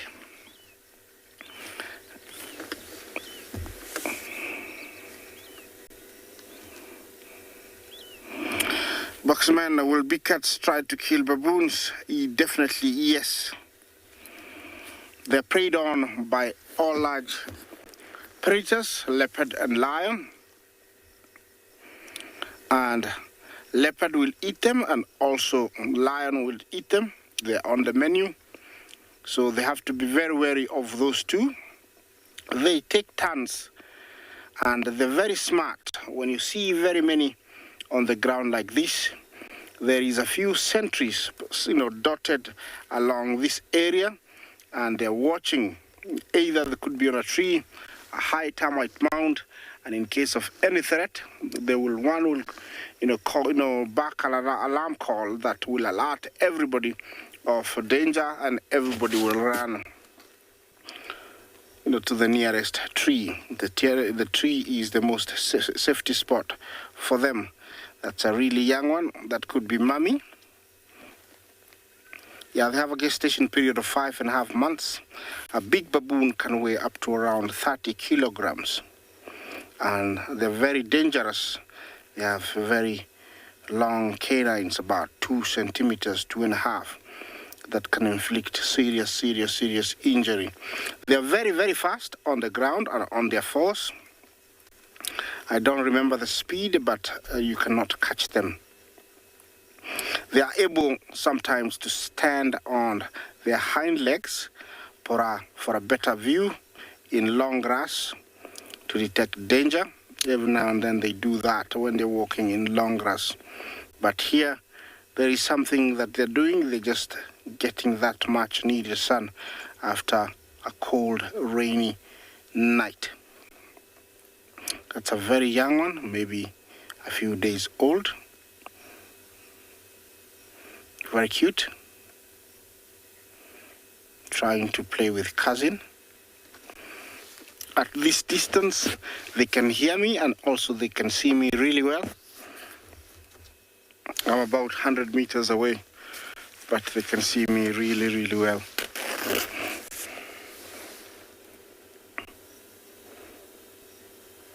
Remember, this is live. It's coming from the Masai Mara.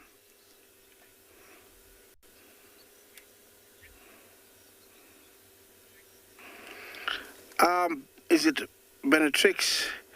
I hope I got your name right. Will baboons attack a jackal pup?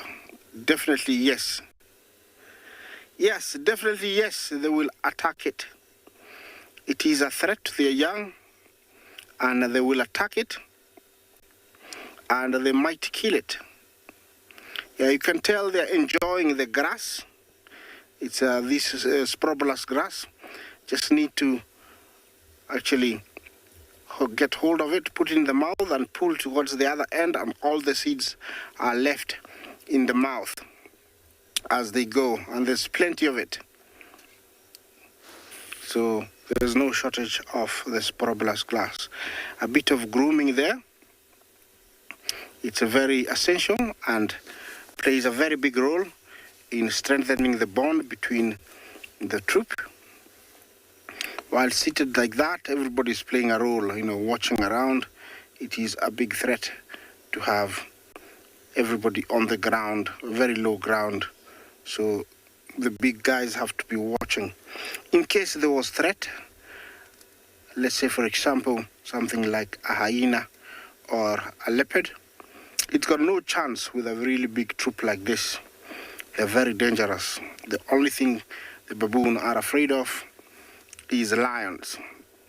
Even humans, don't try to go for a troop like this. You have no chance.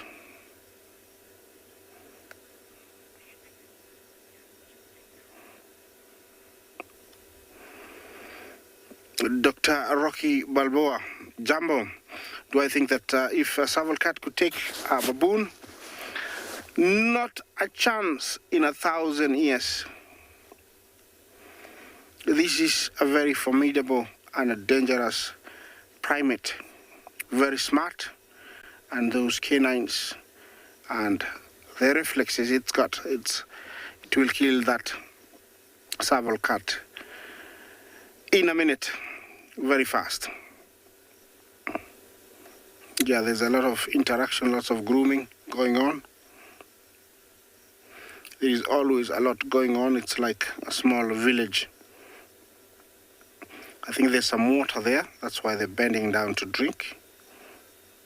They drink very much like human, like how you'd drink water from the ground, sucking it. Unlike cats and dogs that lap it, they drink it directly. And this is a very safe area to drink.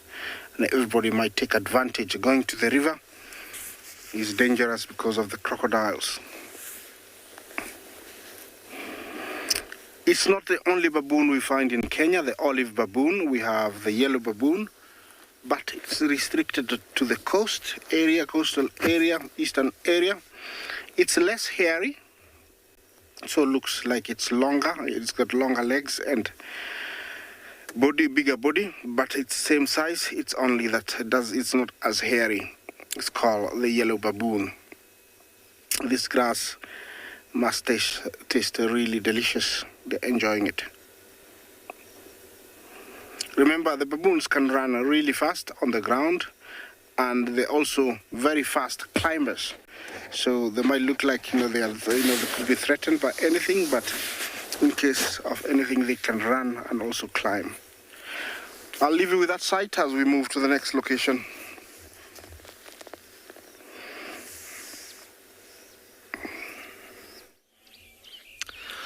Alright everyone, welcome back to And Beyond Pinda, and our morning has just got 1,000 times better. We have been so fortunate to have found a female leopard just past where those kudus were and where we lost you earlier, and you can just see her lying in that lush green grass next to that fallen over tree right next to her, and she's just spending some time grooming herself early in the morning.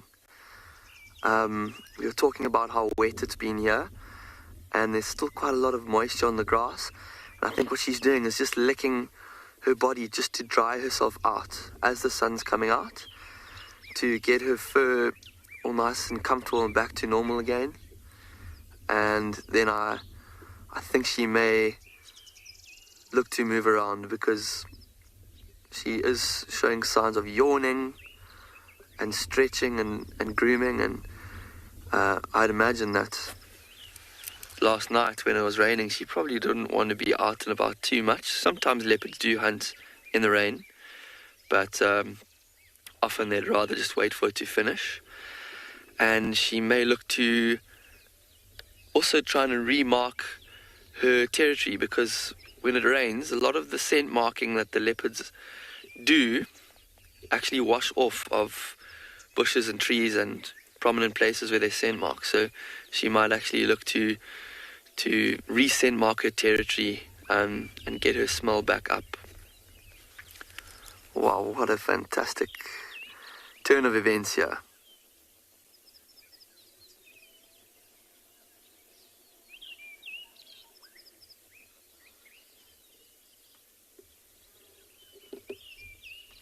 And we are going to sit with her no matter what, just to see what happens. Hopefully she doesn't go into that thick area behind her, because I doubt we'll be able to follow her.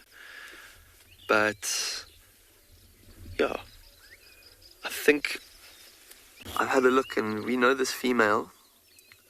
We see her quite regularly here in the sort of rocky ridge lines and this mountainside. She's kind of chosen to make her territory here, and she's about 2 years old. She's a very, very young female. She's just set out on her own, and she's trying to, oh look, she's having a good scratch. Scratching her right side of her face, and she's trying to establish her territory.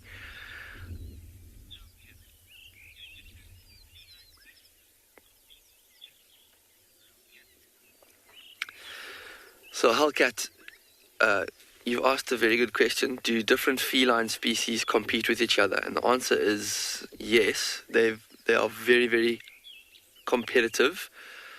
The way they compete with each other is they normally will kill each other's cubs if they find them. And then there's also quite a definite predator hierarchy. On Phinda, we have lions and leopard and cheetah. Also on the hierarchy is hyena, but they are not felines. And lions are the most powerful. Leopards are kind of second to lions, and cheetah are really right at the bottom of the hierarchy. And whenever any of these cats meet each other, there will be a very unfriendly encounter, whether it's one of them chasing the other one away, and it can actually also get to a lion coming across leopard cubs, and definitely they would kill leopard cubs if they did, because they know that a leopard would kill lion cubs if they came across them. And it's just this whole thing about they competing for the same food. They eat the same food, and it comes back to, the lion doesn't want the leopard to eat what the lion could eat, possibly. Even though generally they feed on different kind of prey species, and they fill different niches in the ecosystem. This leopard would probably eat smaller. She's a young female. She probably eats smaller antelope, like maybe a young impala or a duiker. Even smaller things like birds, like a crested francolin, that lions wouldn't be interested in. They're still highly competitive between each other. So, there's no love lost between the cats. Hellcat.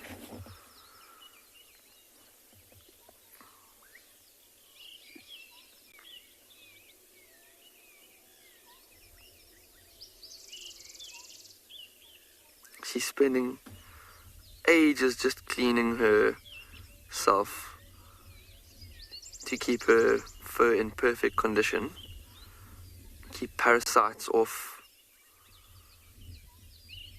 Maybe she's had a small meal, or maybe a big one even, and she's got little bits of blood on her, maybe some fur,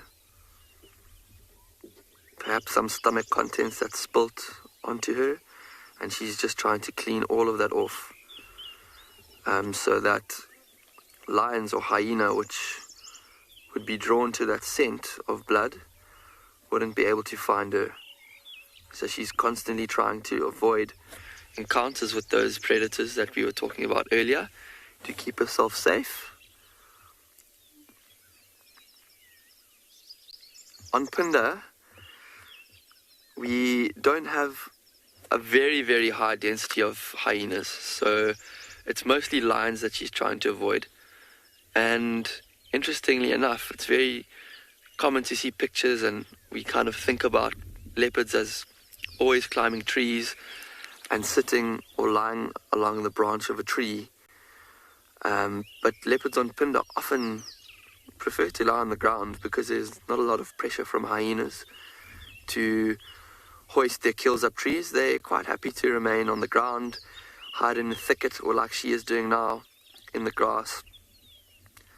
And keep hidden in the thicket using her camouflage. So we're going to stay with her. Definitely you're going to see what she does during the morning. And while we do that, for now, we're going to hand you over to another beautiful location.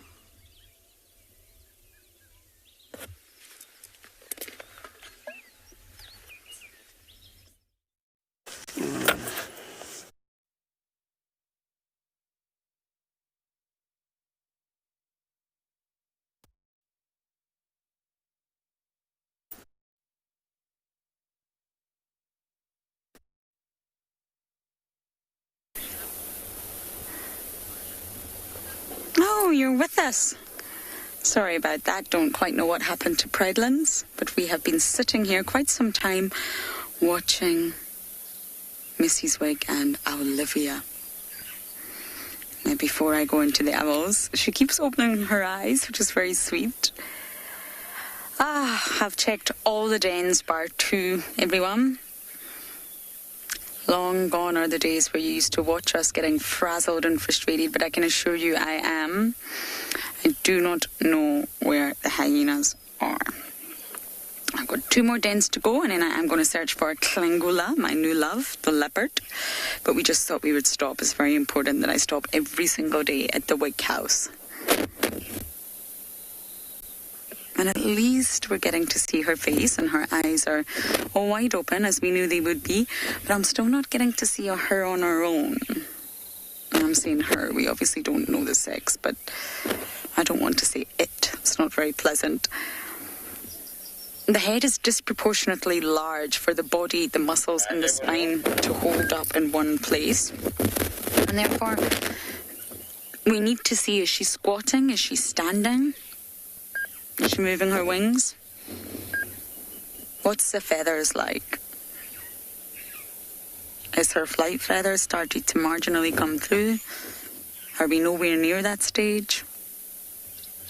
We really don't know, because Mama is always there, protecting her little baby.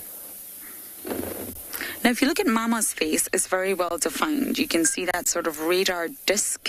The feathers are positioned in such a way as creates that circle around her face, and is highly specialized. And then if you look at Olivia, there's absolutely no definition whatsoever, just a lot of fluffy grey down on her head, and it all takes time to come together. A chick doesn't need to have that radar disc, the facial disc. I'll tell you why. The chick doesn't need to have flight feathers just yet. It's not flying. So in order to save energy in the developmental process, everything comes as the chick is developing. Now, that facial disc is to channel in sounds. And the beak, believe it or not, although it's very sharp, owls can be considered raptors, the beak is actually quite flat and pointy downwards. And again, this is assisting in not blocking that facial disc, if you like. That's how important it actually is. And they guide the sounds into the ear opening, that facial disc. And it's just feathers, but it's a specific arrangement of feathers. And they do have an ear hole. They don't have an external cartilage here on either side of the facial disc, but we just can't see. Oh, thank you, Mama. In there, just where that black line is, there's a ear hole. And some species, I believe not all, but I know definitely the barn owls, they actually have their ears, their ear openings, the ear holes, asymmetrically set on the head. So one will be higher than the other, which I just think is utterly baffling. And that's to allow for almost just a split-second difference. Split-second, not even a second difference in the reception of sound in each ear. So it's going to hit one ear before the other in a fraction of a second, and then that allows the owl to pinpoint the sound exactly and catch prey in total darkness. I'm not actually sure. I need to do some research whether that is the case for the spotted eagle owls, but I know a lot of owl species have asymmetrically set ear holes.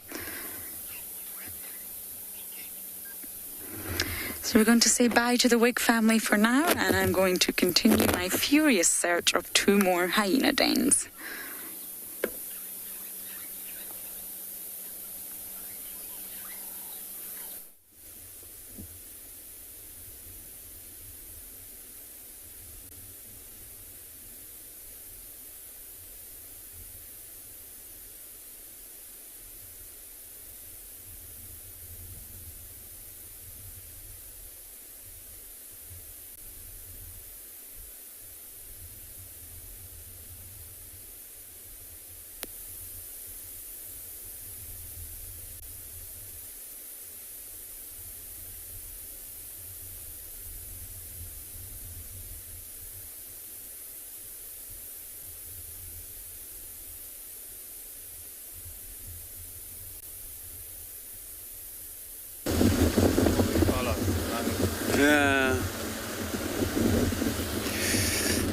Sorry, Ngala, sorry about that. So we're still in this area where we saw the leopard tracks and cut into one of the block, and then we've been driving a few roads out here, and then nothing came out yet.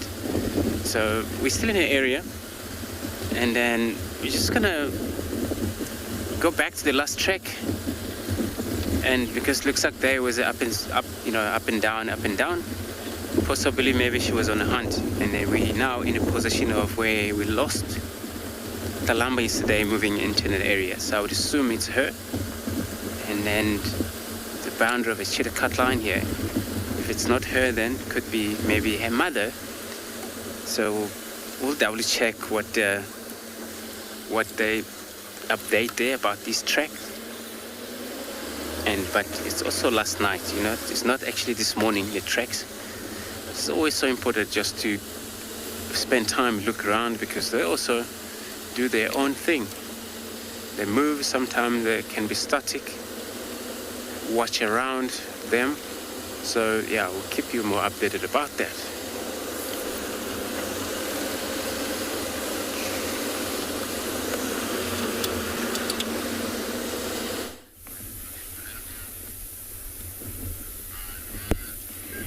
What an incredibly exciting morning for us here at and Beyond Ngala. Welcome back. We found a pack of wild dogs, and they've actually split up. They're busy hunting in this clearing next to the waterhole.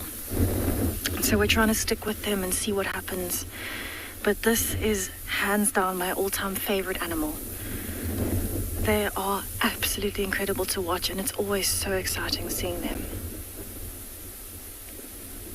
The wind is blowing quite a lot. That's why this one is moving its ears around. They're trying to find the rest of the pack.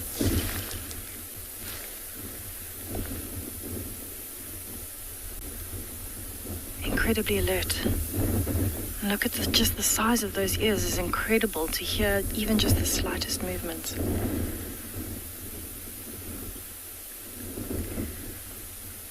So it definitely doesn't look like this male has eaten this morning. His stomach is not very full. So we're hoping that if we stick with them, we might see them on the hunt.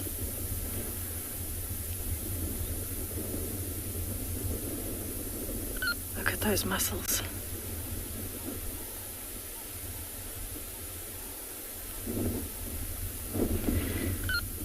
So you can see by looking at his coat why they were called the painted wolf. It looks like somebody's taken gold, white and black paint and just splashed it everywhere all over them. Definitely a work of art. Right, so there we've got the other one. Got a lot more white on it.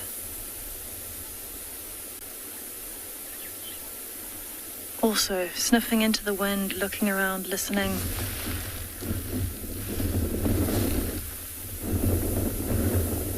So we've actually got 3 wild dogs here in particular. And we're going to be waiting for the rest of the pack.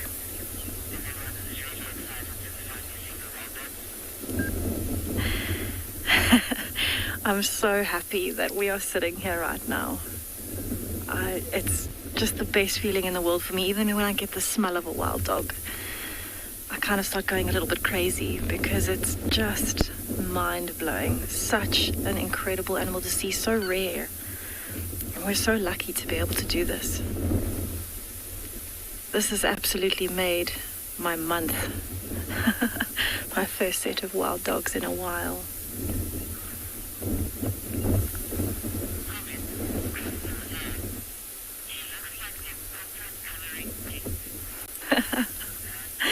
Crystal Ann, I couldn't agree more. It is absolutely stunning. It definitely looks like a painting.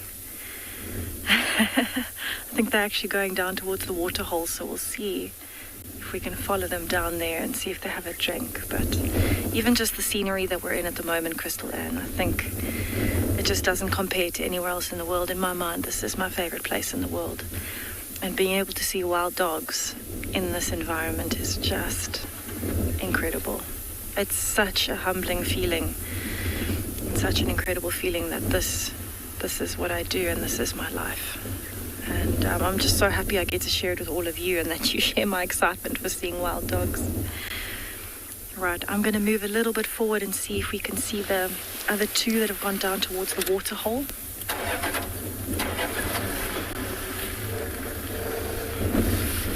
Oh, that one's actually laid down. We've got one lying down. That is beautiful. So they're actually looking just on the edge of the dam here. Not quite sure if they want to go down yet. There we go. I love the way they run. They look like they're trotting.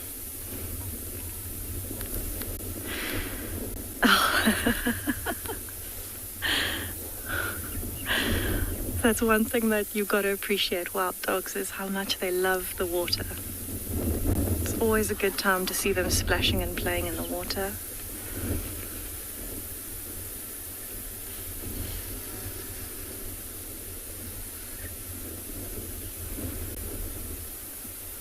Still just making sure where everyone is. Oh, you can see he's actually urinating in the water. So that's actually something that he might use as a scent marking tool as well, which is quite interesting. Wild dogs in particular, they use a lot of scent marking tools like urine and feces. Oh, he had a sneeze. Bless you.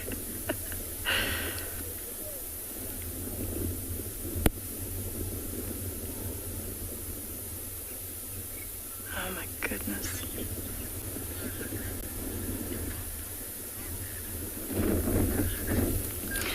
Fur hugger, I think it depends on your personal opinion. To me, I love the smell of wild dogs.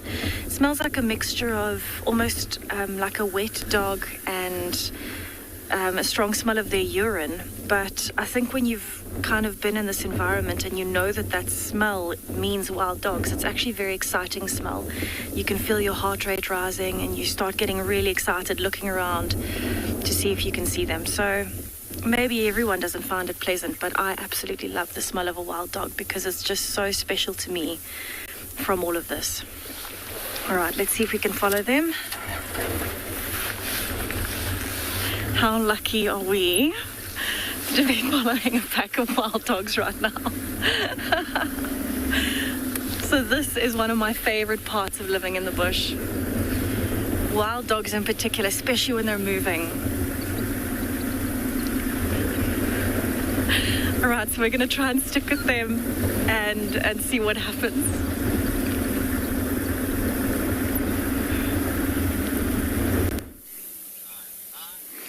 For anyone to enjoy the smell of wild dogs baffles me.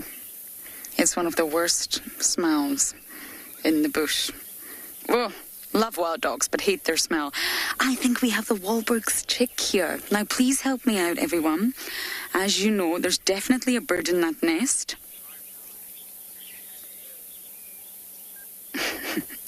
There's definitely a bird in that nest. I don't think it's mama, but it could be. The female of this pair is definitely the white morph, Wahlberg's eagle. And unfortunately, this nest is very, very high up, so this is probably the best views we're going to get. But your screen will be a lot bigger than mine. Well, unless you're on your iPhone. Is it the chick? They're born remarkably, well, far more precocial than spotted eagle owls are. I remember the other Wahlberg's chick we found last year. And it's not extremely mobile, it's not flying, but its features are completely different. So please tell me, everyone, let us know. Am I looking at mum or is it the chick? If it's the chick, I will be absolutely over the moon.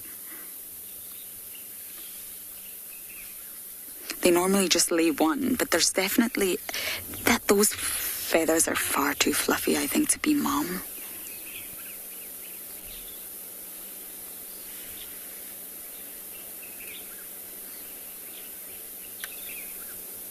Oh, yep, show us.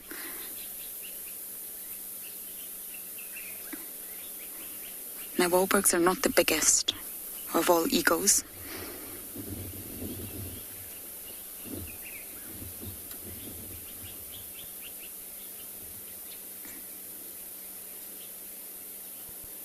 I don't know who this is. I don't know if this is chick or mom.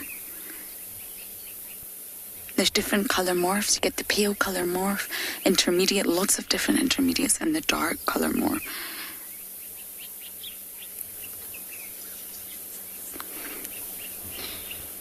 In their development, slightly different from the eagle owl, it says that the down normally turns smoky grey after 2 weeks, and the first feathers appear by 3. I'm not entirely sure we're going to get any sort of view of this chick. What do you think, everyone? It just looks rather small to be mom.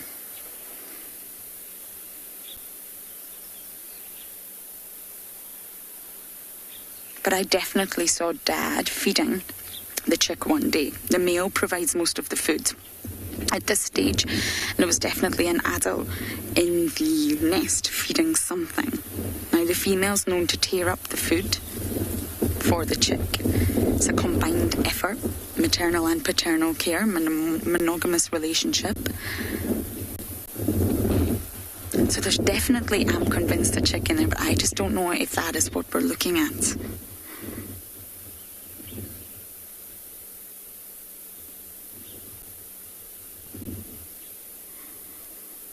Wahlberg's eagles in general are said to have just slightly over 50% success rate. So just over half, marginally. Especially the ones in this area, they don't always raise a chick successfully, which is rather sad. Do we have a consensus, FC? What are people thinking? That this is the adult or this is the chick?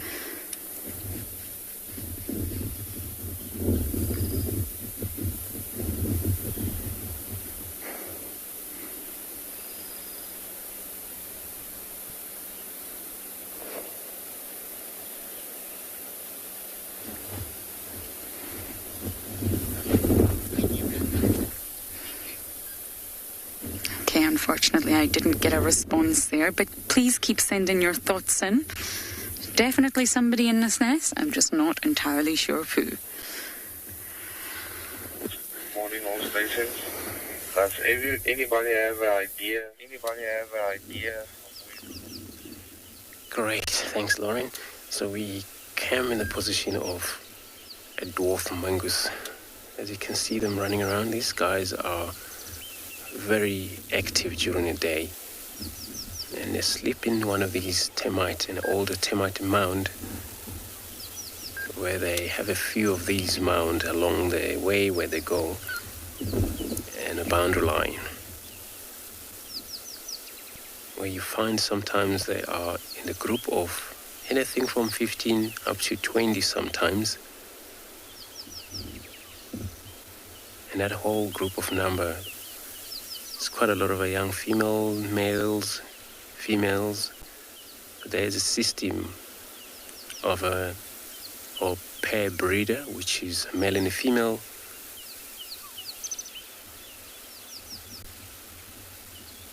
It's just haven't coming out yet in that mound. They still doesn't really trust much. It's kind of a wind. As you can see, they all vanish every time. They're not too sure. And they all feel comfortable when they have a hornbill, which that bird associate with them. Make sure once that bird know exactly where they slept last night, will fly right there and then sit on top of the branches and give specific call to alert them. This is actually morning for them to able to get out, and they're able to forage again. And the reason that bird does that is because that bird benefit from these guys as they move. That bird will benefit from eating insect, but it actually applies both. These guys also receive safety from this bird by hearing an alarm call from that bird if it's a danger for them to go to hide immediately.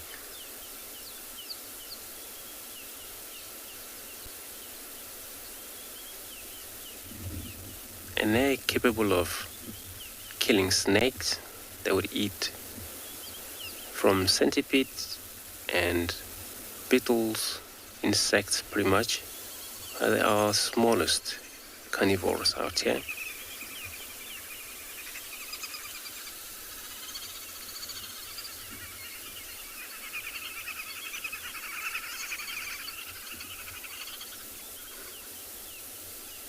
All birds are green hoopers. Green hoopers, those sounds you can hear on the background.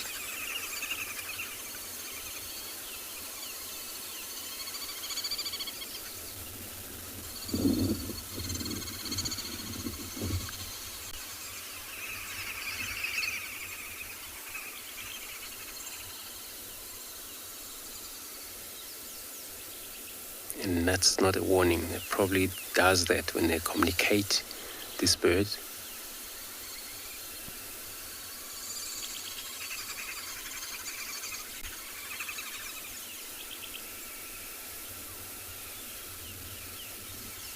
These mongoose also, they're highly alert. They're harder for them to be able to trust, especially when they're hearing a lot of calls from the birds, the background. Because they also get hunted by birds from the air, eagles. Sometimes a leopard would hunt them. Snakes would hunt them. But as a group, they win snake a lot of time.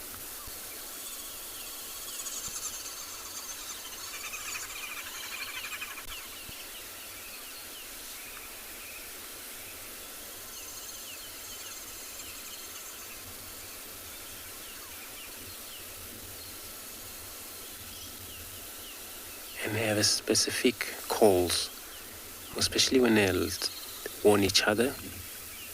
And that call, it's kind of like a rattle sound a little bit, but immediately, once it's heard around, all members, they'll respond to it by running into a hide.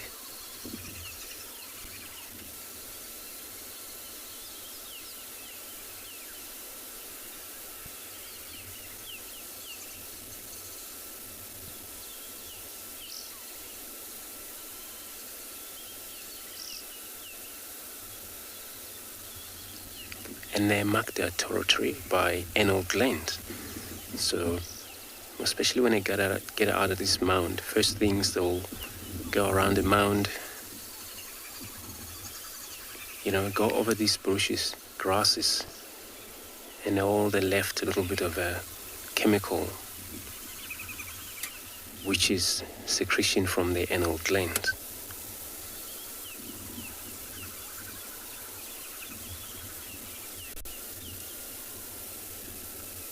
Petter foxmen, yes, they will definitely. So they deal with the deadly snake out here from puffadder, cobras, mambas.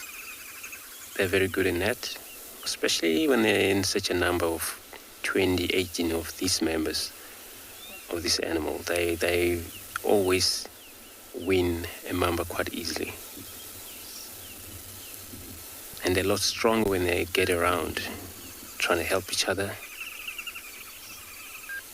But they're killed by biting, attacking in the very same time. Finally, snake lost control of not knowing which one to bite. And eventually they got into it. Immediately, it's all done.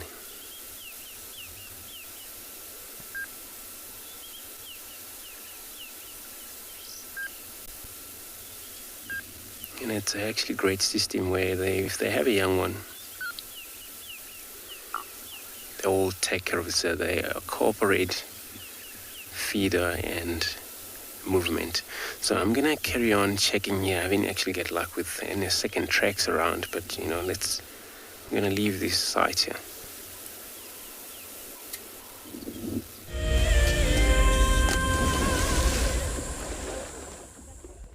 There's a warthog right there.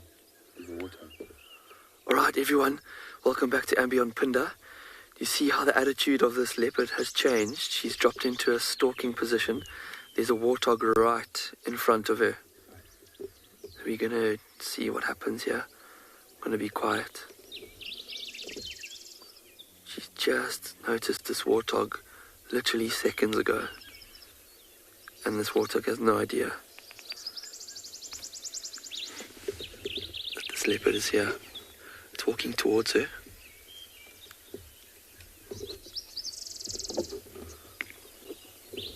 And it's quite a big male warthog.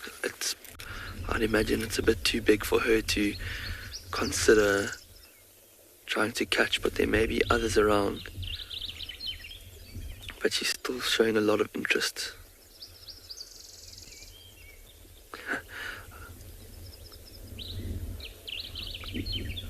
That warthog's actually now continued down the path that it was going on, and it's going more and more away from her. So even though it did pique her interests, I think she was a little bit too timid to take on a warthog of that size, because it had some serious horns on it. It could actually cause quite a lot of damage to her. But yeah, she was very, very, very flat before that happened, and maybe that little excitement might give us some impetus to move around a little bit. Wow, that was amazing. We had no idea what was in the bush that she was looking at, and out came a warthog. So we are going to send you into an ad break now, and we're going to stay with this leopard.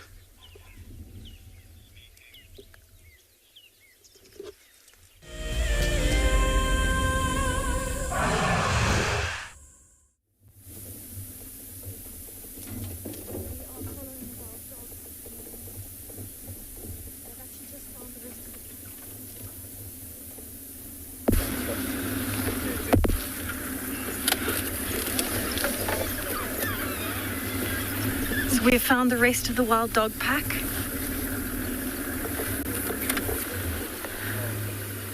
You can see them all running after each other. They're playing, they're making quite a noise.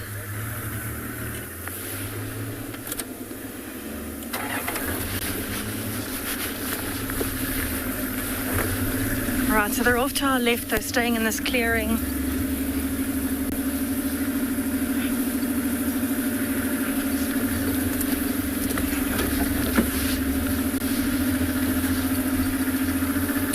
It's always an exciting chase when you're with the wild dogs.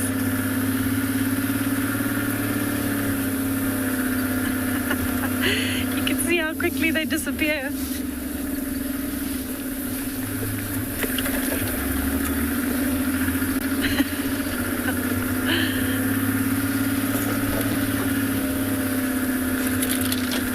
So we've got a whole lot of commotion happening in front of us because they're all greeting each other now that they're back.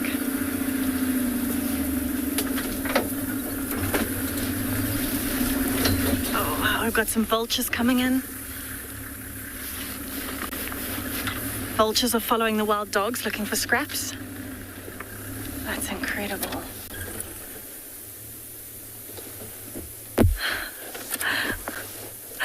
All right. There's another vulture in front of us. Another one.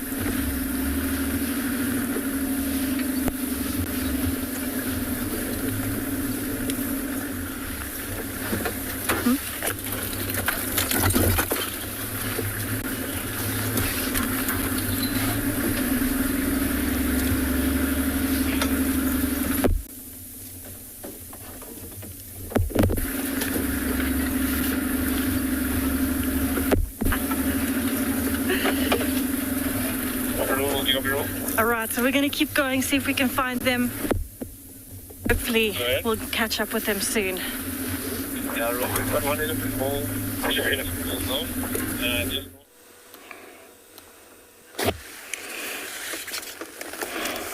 Well done with the wild dogs.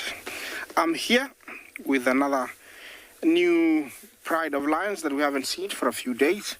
It is the Owinos. Where they are, it's the edge of their territory in between Mugoro, Sausage Tree Pride, and their pride, Owino Pride. It's a long way.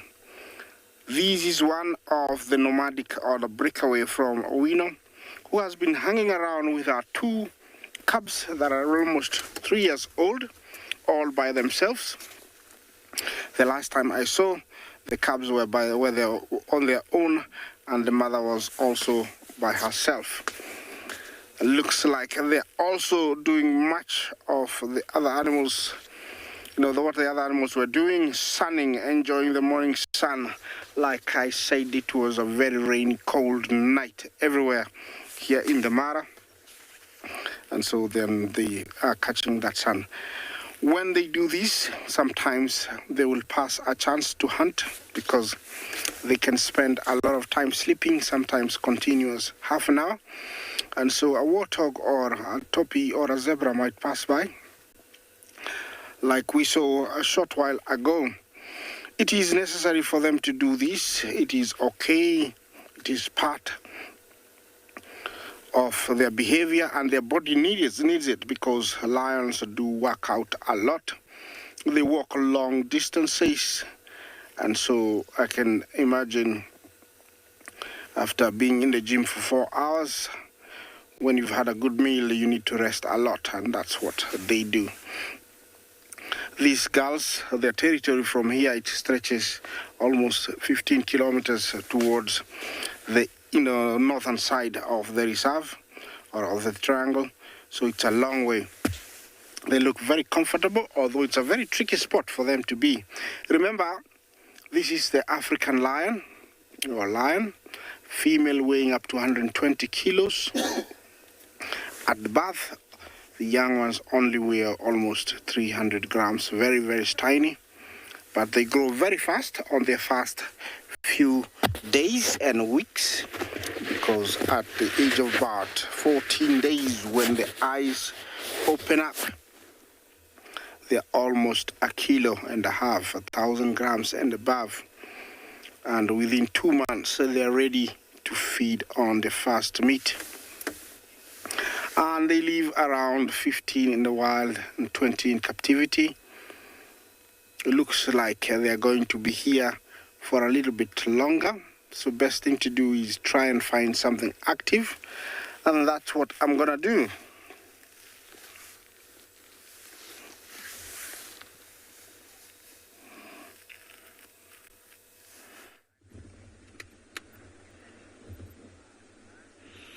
Look what we found, guys. It's some spotted thick knee. It's actually birds that would be more active at night, but this looks like a nest, so it would be a male and a female around there.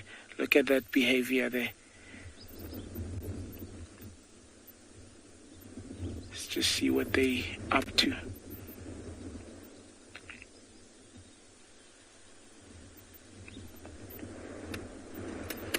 Just relying on camouflage, hoping that we're not seeing them. And that's why they're standing still under a shade like that. So they would nest on the ground, and the nest is actually made of little sticks and scrapings.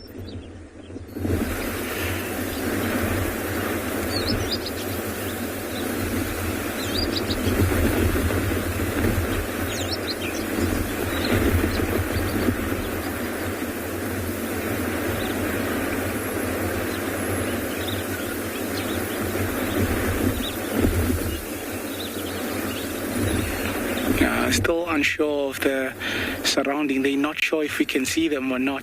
Look at the behavior. You can see they're looking around.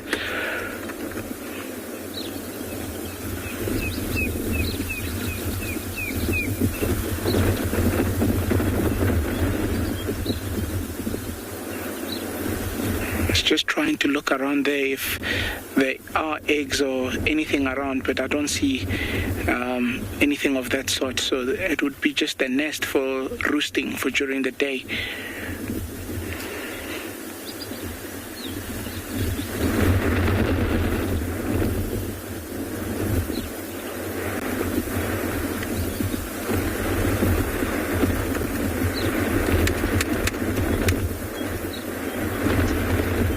Very quick on their feet.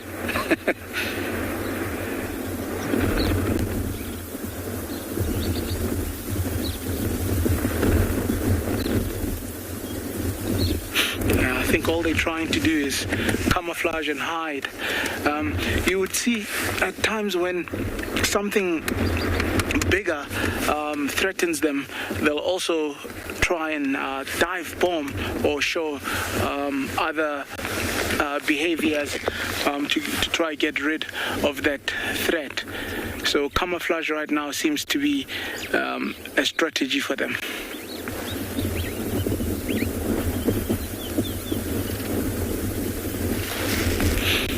I think we're gonna leave them and continue in search of other animals. They're being very, very shy with us there.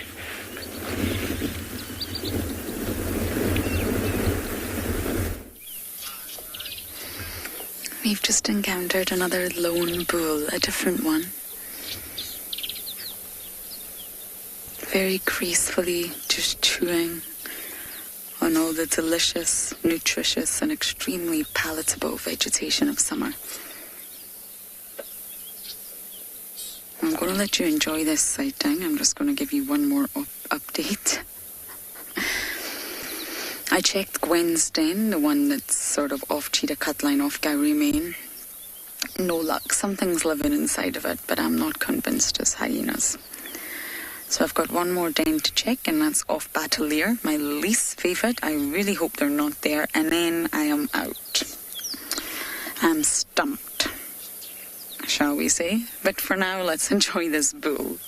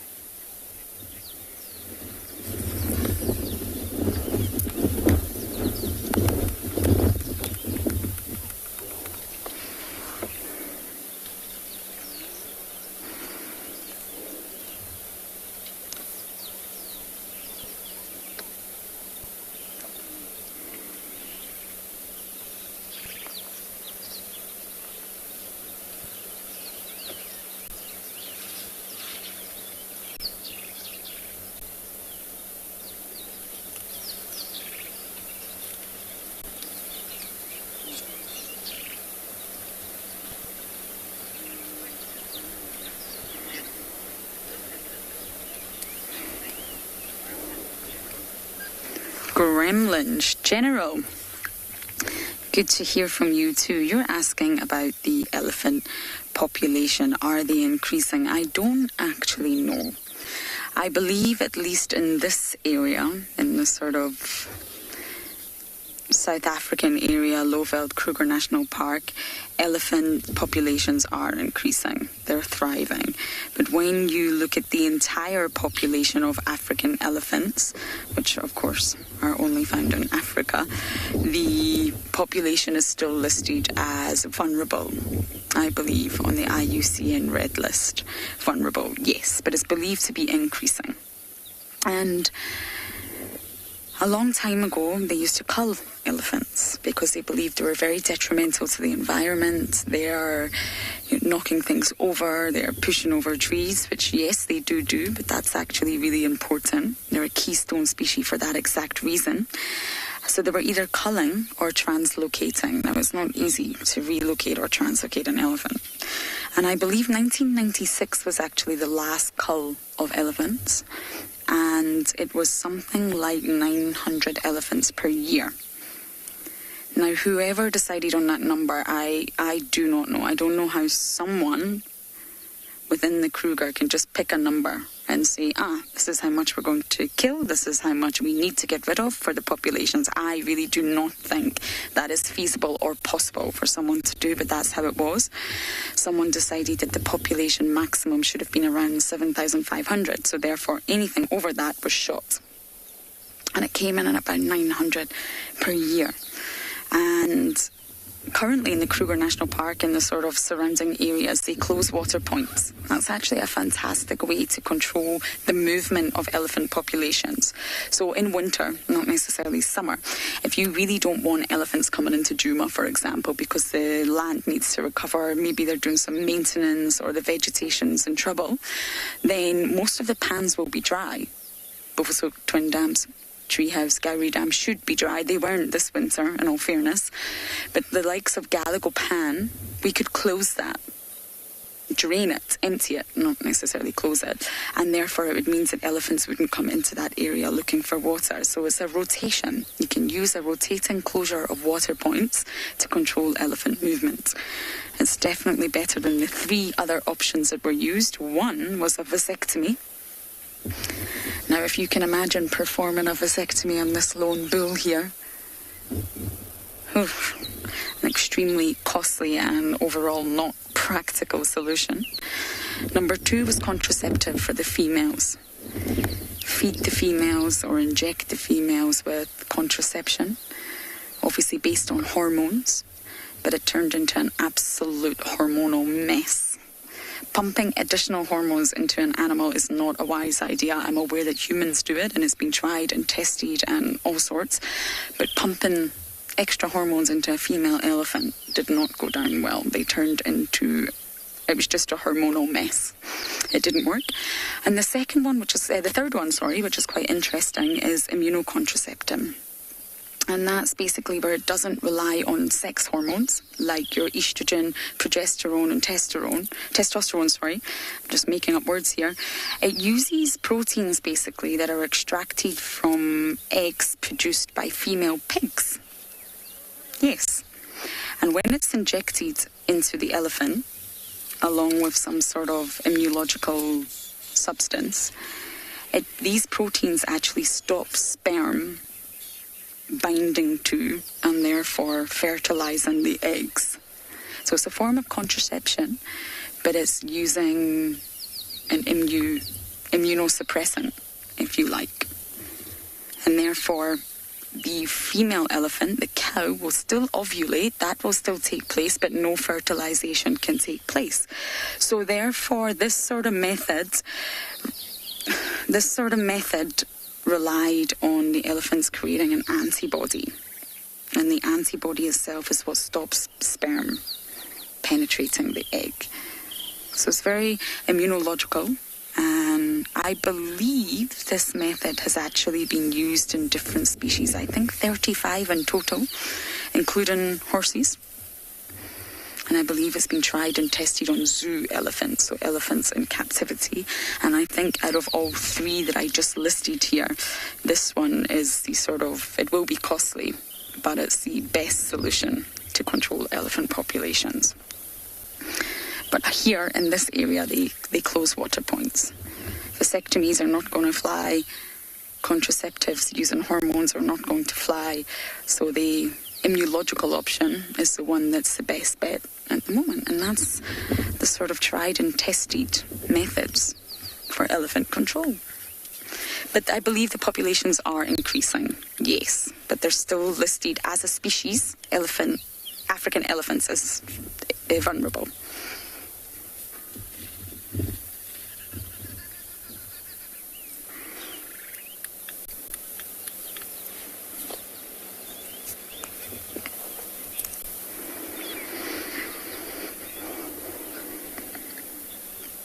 Janice, absolutely. Absolutely, they're calmer when they're not in must. It's very, very similar to any organism, especially humans. When there's a hormonal fluctuation, an increase or a decrease, we're affected. Our hormones affect us quite severely, especially even in our female monthly cycle. And no jokes, it affects you biologically. And therefore, when a male is in must, the rise in testosterone can be up to 60 times greater. There's a huge, huge rise in testosterone, and therefore it will affect his behavior. He'll become more aggressive. His temporal glands here, he's gone behind the car, are said to swell and cause him a lot of pain as well. So absolutely they're calmer when they're not in must. They're also said to be calmer once they get above 40 years old. They're classified as a gentleman, and I have a funny feeling we're looking at a gentleman right here. He's gone behind the car, sadly, and I don't want to turn the car just yet. He's very relaxed. I'm definitely not going to disturb him. But yes, once they get to about 40 years old, they're classified as a gentleman, and they just generally tend to handle must a lot better, and they don't act like a boisterous young teenager boy anymore. Okay, so we're going to let this bull go, and we've got one more hyena den to check.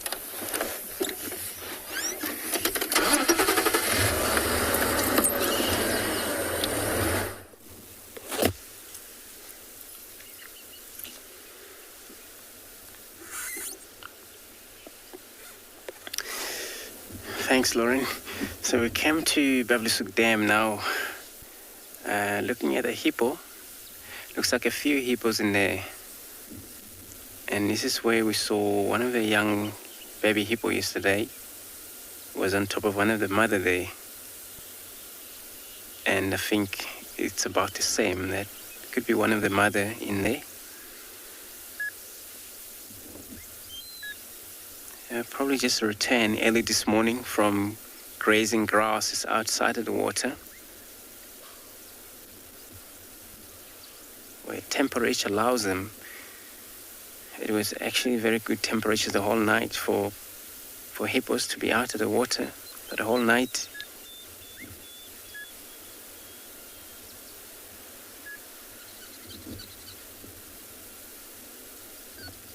One of the amazing animals sometimes, when they're under the water, they can take anything from 6 minutes, 8 minutes, roughly. So sometimes can be a little bit harder, especially if it's only one hippo in that water hole. You arrive, before you check, you get into that water, and then you got a problem. So all you do is just have to wait before, if you got to do anything in the water, wait 10 minutes maybe.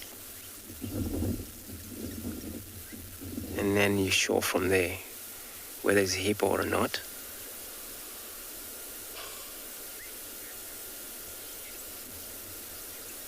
So we're going to check now the northern boundary. We're not actually coming lucky here of this cat, but we're going to check the northern boundary and head west from there.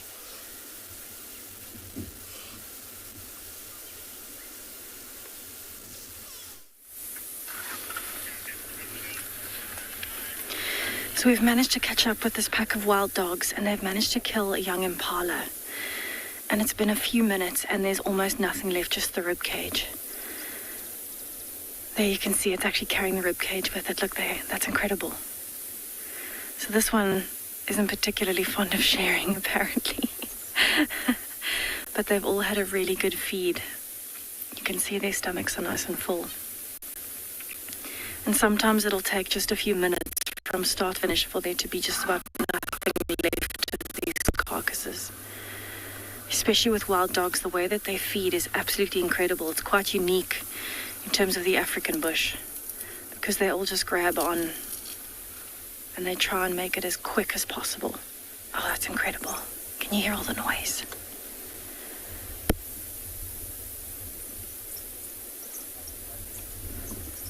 So all of these squeaking sounds, this is them trying to bond with each other and encourage each other to let them have some food.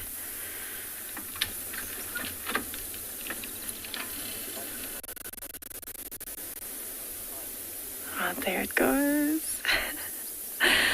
Right, so we're in quite a thick spot at the moment, but it's incredible to see this happening in bits and pieces.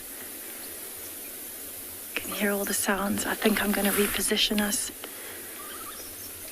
Oh, those sounds are incredible. Got some vultures coming in. So that's actually how we found them again. There was a lot of vulture activity because the vultures heard and saw the wild dogs, and so they came straight down to where the wild dogs have their kill. You see them running up and down. It took us quite a while to find them again, but I'm so happy that we did. Oh, that's a beautiful dog. She's got stunning markings. So it's incredible. Wild dogs are one of the most fantastic species to follow, especially when they're on the move, because usually they eat every day, twice a day, mornings and evenings. It's called crepuscular, where they're active mornings and evenings, and they might sleep in the middle of the day and sleep at night.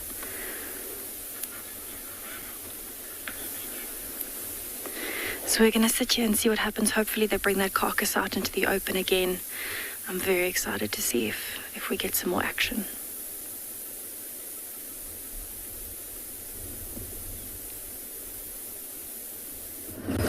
So we're still on our way to the last den that I know of that we can feasibly check this morning.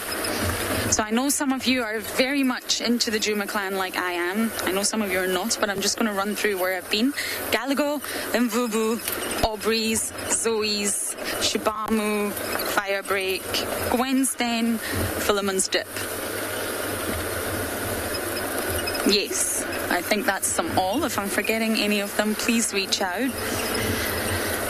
So the last one is one last year, when Jamie was still here, that we found the hyena cubs in a very bizarre place just off BUTLER. It's not easy for the vehicle to get in, and it's really not an ideal den for viewing. It's really somewhere that I hope they're not, but it's the only place left for me to check. So that's exactly what I'm doing, and then I'm going to go loop round to Philemon's Den one more time and then give up my search before I go completely insane. It's just rather frustrating. We were really getting into the Djuma clan dynamics. We still had hearts to cubs to officially sort of identify their gender. I think it's one boy and one girl. We've got names to give them. Got all sorts of things to learn and all sorts of things to observe. But that's not going to happen if we can't observe them. So it's round about here that they were using last year once the cubs got a little bit bigger.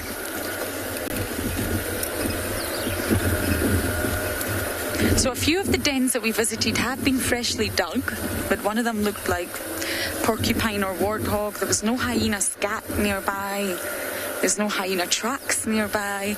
So that tells you that it's probably not hyenas that are living inside that. Maybe Niels can give you a view of where we're looking. It's very thick. So I'm just looking for tawny bodies and smelling for that delightful odour of hyenas. Now I have to say, when hyenas are not gassy, they're far better to smell than wild dogs. The gas in their tummy, yes, that is something you don't want to get hit with. But other than that, they actually really don't smell bad, in my opinion.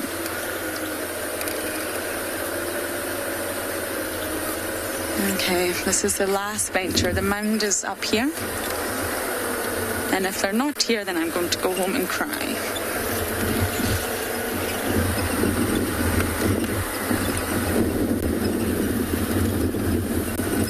I don't see any signs of life, which means I'm going to go home, sulk, and cry.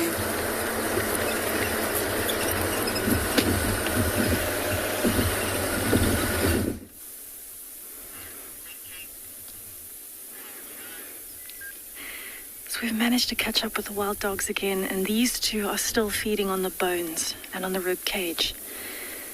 But it's incredible because they don't seem to want to share. Every now and then they pull the carcass away from each other and move.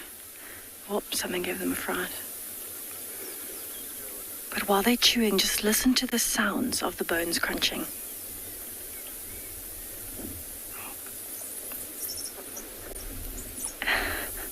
Fighting over the carcass again. It's actually quite unusual that they don't want to share today.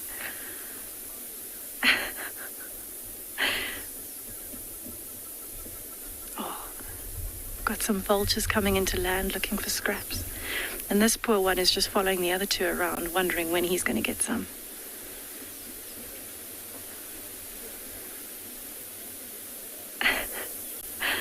Look at those teeth. Wow. So this is exactly why following wild dogs is my favorite. There is never a dull moment. Keeps you on your toes as a guide. It's also just so special to see, being so rare. Chasing the vulture. Right, definitely still looking for some scraps.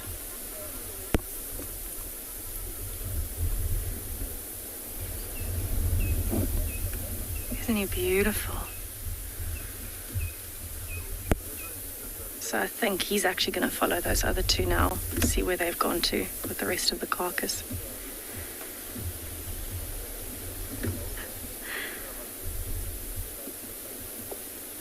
Sniffing where they were chewing it, maybe some bits dropped off. A little piece of bone or something. I've got another one that's just come in again now. It's got quite a bit more blood on its face. There you can see the blood is all over its face. They're looking for those other two that ran off with the carcass.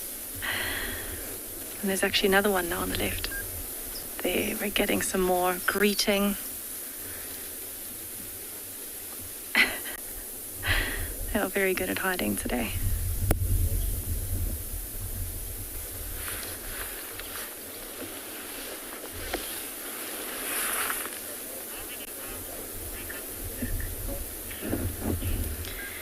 Sarah 50, this particular pack is the Ngala pack. So it used to be 11, but we think they had pups this year. Normally we would be able to see it a bit more regularly. Unfortunately, though, with lockdown, we weren't here the whole time.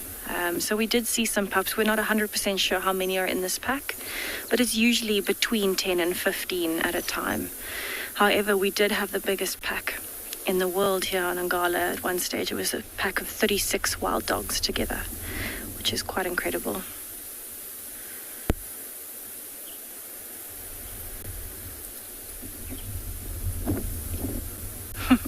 Now I've got the whole pack coming in behind us. Absolutely incredible morning. This is definitely my favorite thing to do. And we've actually got them all moving around behind us now. They're watching the vultures coming in. There's even some bateleurs flying. There you can see Owen readjusting with them behind us. Look at those ears. It's one thing with wild dogs. They never seem to sit still. They're constantly trotting. Constantly trotting around. They definitely keep us on our toes. We've had such an adventure following them this morning. And there's actually still a few looking for the carcass here on the left as well. They're in the bushes. And running off to follow the pack. So now that they're getting towards the end of the feeding stage, it's actually much more likely that they're going to start moving off, because the noise and the smell would have attracted vultures and hyenas. And so from here, they're probably actually going to move into a different area, maybe somewhere thick to go and have a sleep or some water. So we're going to watch them move off into the distance and see what else we can find this morning.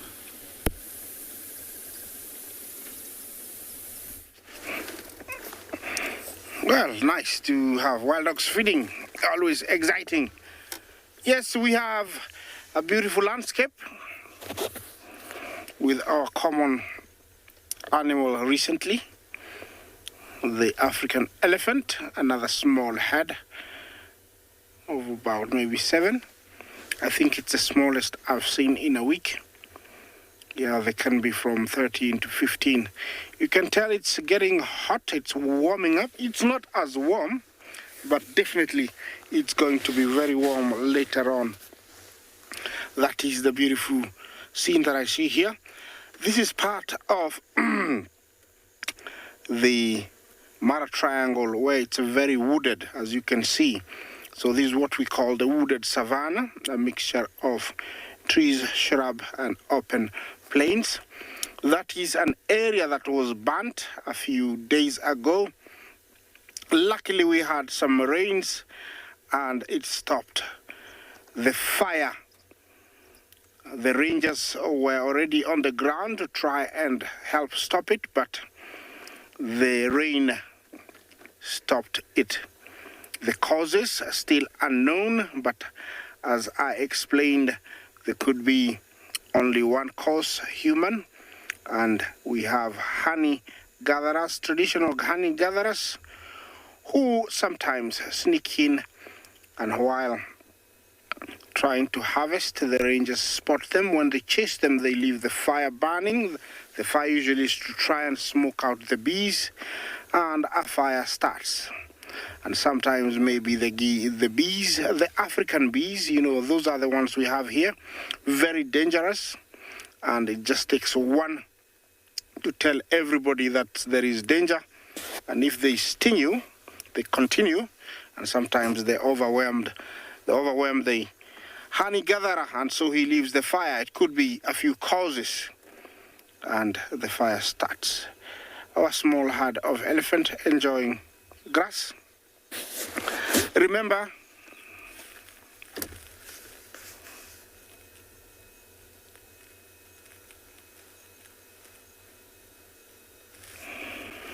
Anna Marie, your question wasn't very clear. Do they ever sleep, or do they ever... Could you repeat it, please, the question, so that we can answer it?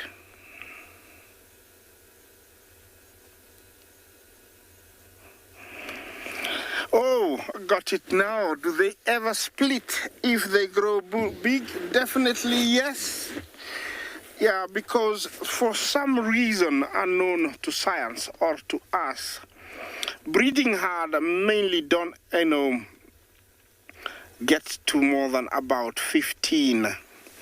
And excuse me, I'll be doing a bit of Australian wave because of some very disturbing flies that we have. So if they get to around 30, they will split to form small herds of up to 12 to 15. Anna Marie, so they do split, and it's only when they get to around 30, 40. I'm gonna be trying to move on, so as we find something else along the road, but this is a very beautiful scene to see them like this. It's a very isolated area, and it's the only small herd that we have here. So maybe the rest are coming this way because they have utilized the other side. But it's full of different types of grasses and browses that they need. So definitely, maybe they are going to be coming this way. Moving on, let's take you to another live location.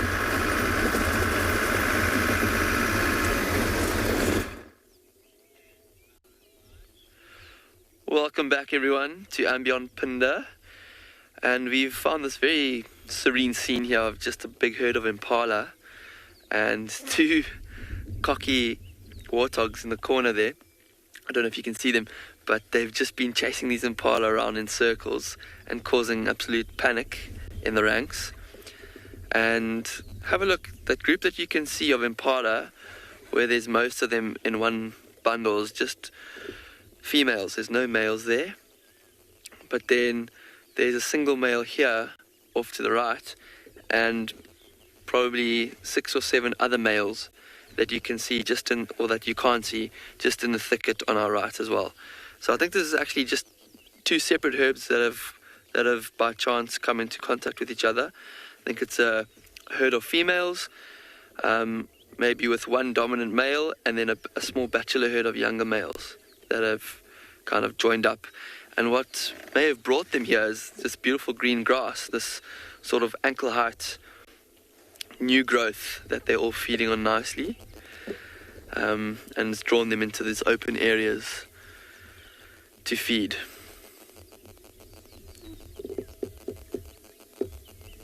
There's also 2 Cape Glossy starlings perched right above the herd, and it's very interesting to watch what they're doing. There's no coincidence that they're hanging around these impala, because as the impala move around, those 2 starlings will sort of catch any insects or small, even frogs or anything that's flushed up by the impalas as they move. And so they use these impalas to their advantage.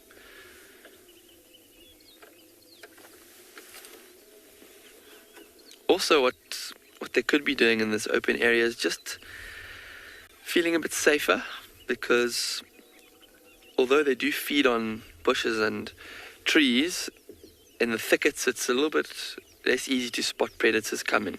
And we're not far from where we left that female leopard heading into a deep, dense riverbed, and there was absolutely no way that we could follow her, so unfortunately we had to leave her alone.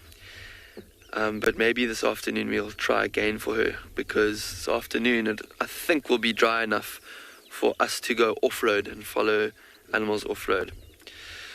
So we're not far away from where we left that leopard, and these impala know that there are predators in the area that they should be careful of. And even now you can see there's some of them feeding, some of them grooming themselves, but a lot of them are just looking out, listening for signs or sounds of any danger that could be approaching them. And I don't know if you can see the impala on the far left of your screen. Look at her stomach. She's got quite a distended stomach, and she's definitely pregnant. In fact, I think she's so close to giving birth that we should see impala lambs here in the next few days even. And I'm so excited to see my first impala lamb. We were driving all over. Well, I actually saw my first one yesterday, and we were on Wild Earth, and it ran away just before we could show you all. But I'm so excited to show you the first impala lambs from Phinda. I'm not sure if they've seen any up in the Lowveld, but we've seen one or two here only. And impala are amazing in that they kind of all give birth within a few days of each other. So all the lambs appear magically almost together at the same time. And this is an amazing survival adaptation that impala have had in this area and in the Lowveld. In some areas impala don't actually do this, but they all have their lambs at the same time to kind of overwhelm predators. It gives each of the individual lambs a better chance of survival, rather than giving birth to lambs kind of periodically throughout the years, and then the lambs could get picked off one by one more easily by predators. So it gives their babies a fighting chance of survival, which is a fantastic adaptation, and that's what makes impala so successful, among a few other reasons as well.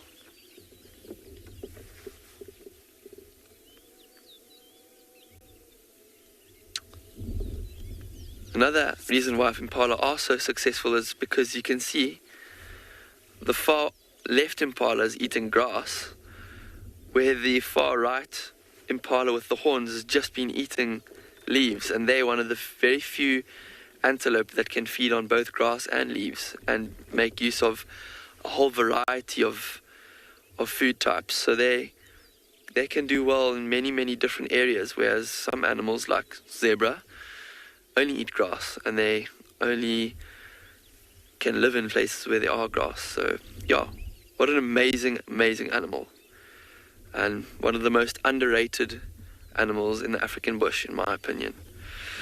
So we're going to spend some more time here, see what else comes out to join these impala in this nice open area, and we will send you off to another location for the meantime.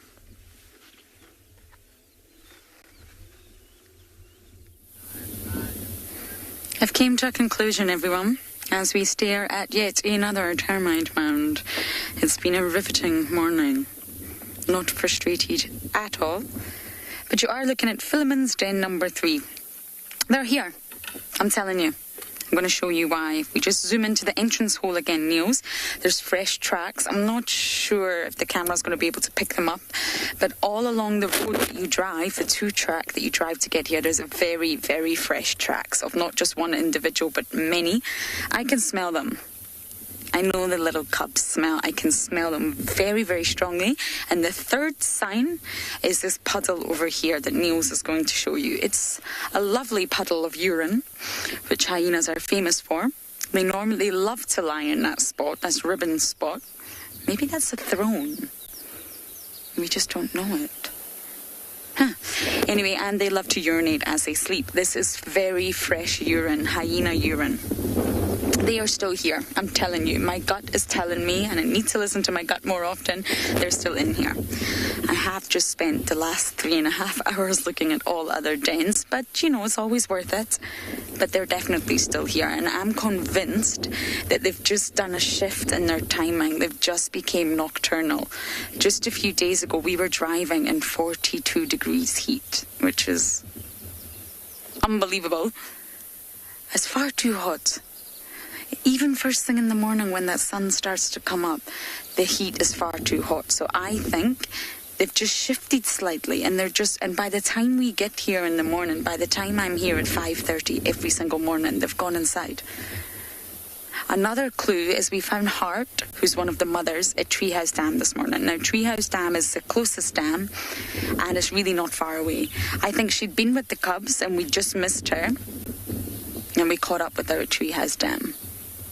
So we can't stay here too long, I'm afraid. If the cubs inside, we can't disturb them. But my gut is telling me they're still here. So it just means keep trying, perseverance, don't give up. But they haven't moved. They may move in the near future, but they haven't. I can smell them, they're still there. They're sleeping. So what a drive. But it's always good to check on the other dens. You never know what you're going to find.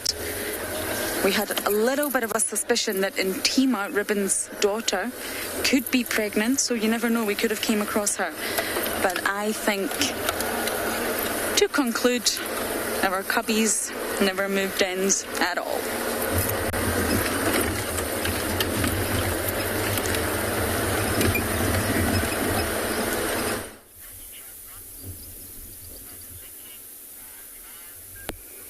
So the last wild dog has just moved off, and so these two hooded vultures have just come in to start picking at the remains of the carcass.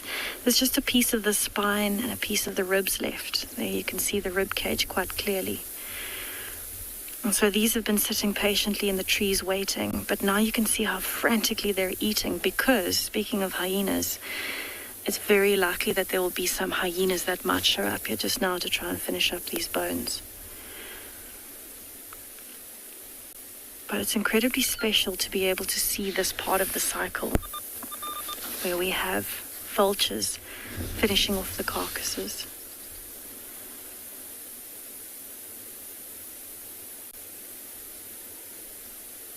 You can see how sharp that beak is. Excellent for tearing away at that flesh. They've also got very big eyes compared to the size of their head, and that's because when they're flying so high up on those thermals, those heat vents that come up from the river, they need to be able to see what's happening down on the ground, and that's how they pinpointed where these wild dogs were straight away.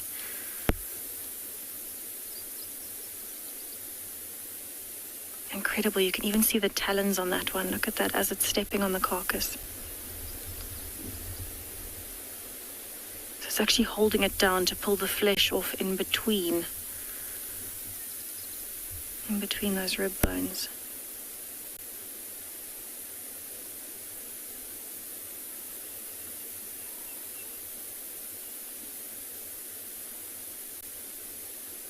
Unbelievable. So I'm actually quite surprised that there's only hooded vultures here at the moment, because normally they might be the first to show up, but there'll be other vulture species that follow them, especially things like the white-backed vulture, which is a lot bigger. So I'm quite surprised that we haven't had any of those land yet to come and steal the carcass from them.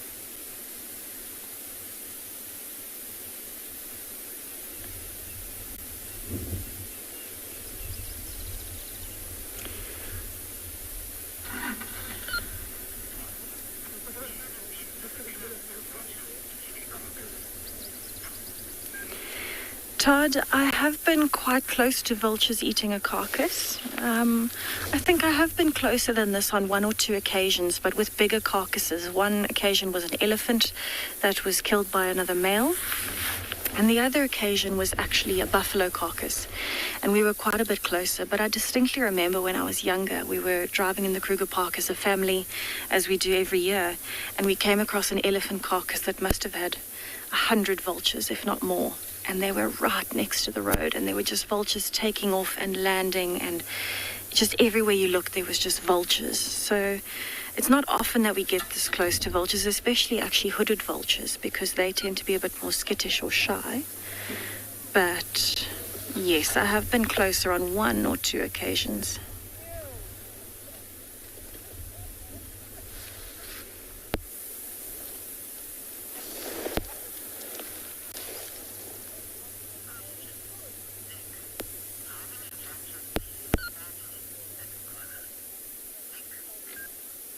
Nick, that is a fantastic question. So on Ngala, we mostly see 3 main species, which would be the hooded vulture, the white-backed vulture, and the Cape vulture. Every now and then, though, we can see a lappet-faced vulture and a white-headed vulture. So we see mostly 5. There have been records close by in the area of Egyptian vultures, but I have never seen one of those. I would absolutely love to. But the main ones that we would see would be hooded vulture, Cape vulture, and white-backed vulture. Oh, there they're taking off. The wild dog is back. What a lovely surprise. I don't even know where she came from. So this particular wild dog is actually my favorite wild dog in the pack because of her markings. She's got incredibly white markings that actually look like her pelvic bone. So when people talk about wearing their heart on their sleeve, she actually wears her bone pattern on her bum. It's absolutely incredible. She is absolutely stunning. And she didn't even come back to eat. She just came to chase the vultures and she's off again.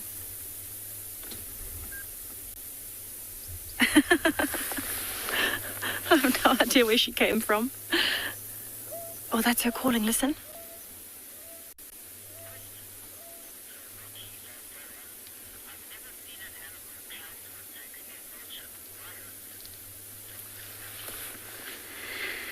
Dr. Rocky Balboa, that's a fantastic question. I think it just depends on the animal. So earlier we did have these wild dogs chasing the vultures, but normally what they would do is they would actually just chase them off, but not actually try and attack them.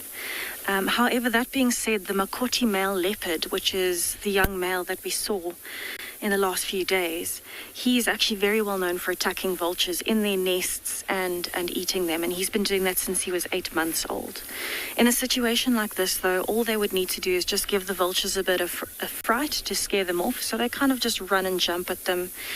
And even lions will do that just to protect the carcass if they want to come back for more. But they don't necessarily want to attack vultures for any other reason other than just competition over the food, just protecting that carcass for themselves. You can see how wary this vulture is now that it was chased by the wild dogs. Every now and then it looks up, looks around, makes sure that the wild dogs aren't coming back.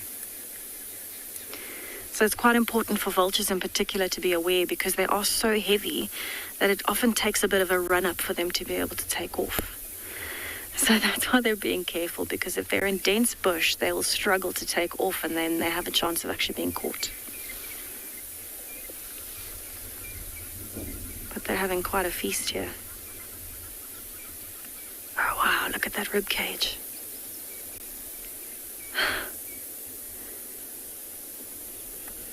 Can you hear the vultures coming into land all around us?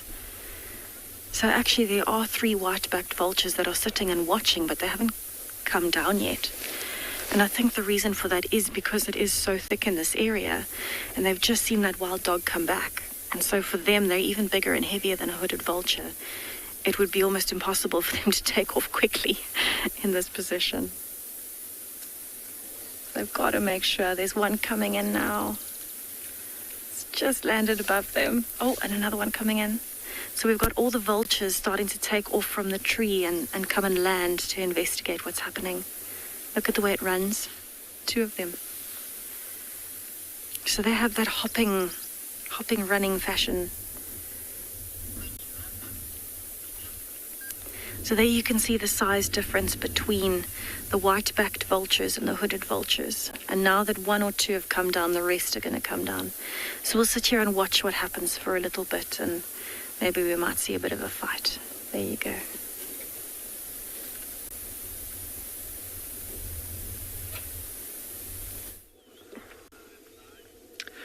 Oh, so amazing that Tess found you.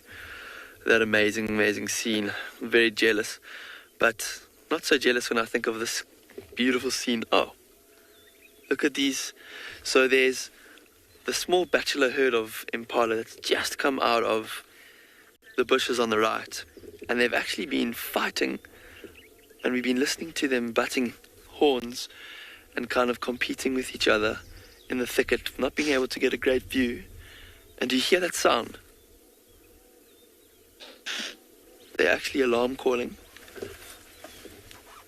and I just want to have a look at the direction they're looking, because I don't know if they're alarm calling at each other or they've seen something else. They might have smelled something, and they normally do this when they sense a predator and or hear a predator or see one, and the wind has just come sort of changed in the direction in which they're facing. So maybe they've smelt something on the wind or heard something. Now they're kind of alarm calling quite a lot. But often when impala alarm call, they get a fright, like they scare each other sometimes, and then they kind of work each other up. And sometimes they're not as reliable as, for example, Nyala, which when the Nyala alarm calls, you know there's something there. Or a kudu, you know they've definitely seen something. Impala sometimes a little bit untrustworthy. But I think we'll still definitely have a good look at if there's anything around here. But it seems like they're kind of confused now. The herd of female impala are kind of all standing around looking in all directions, trying to find out what the males are looking at and barking at. But it seems like they're all sort of relaxing now again, and the panic is dying down.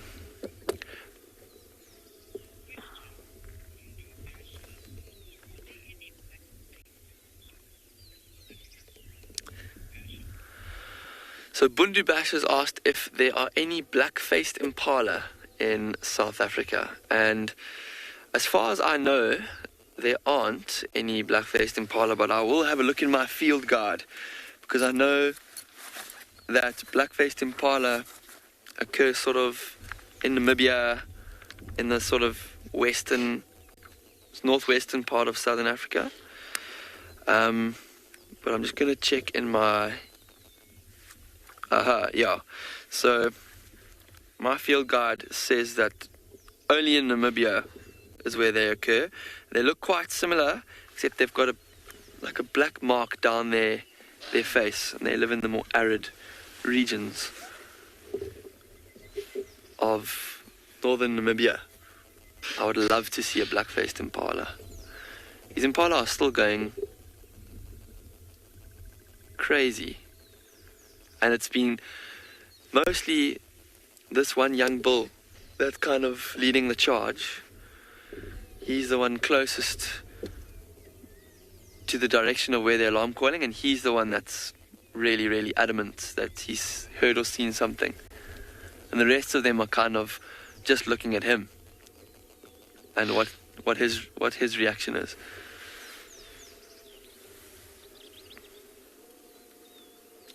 Behind us is quite a lot of thick bush, so if there is a lion or a leopard or a cheetah there, we wouldn't be able to see them until they came out. But we're going to stand by here and check. So I think what we're going to do next is we're going to maybe leave this impala and drive slowly around this area where they're alarm calling at and see what we can find. While we do that, we're going to send you off to another live location.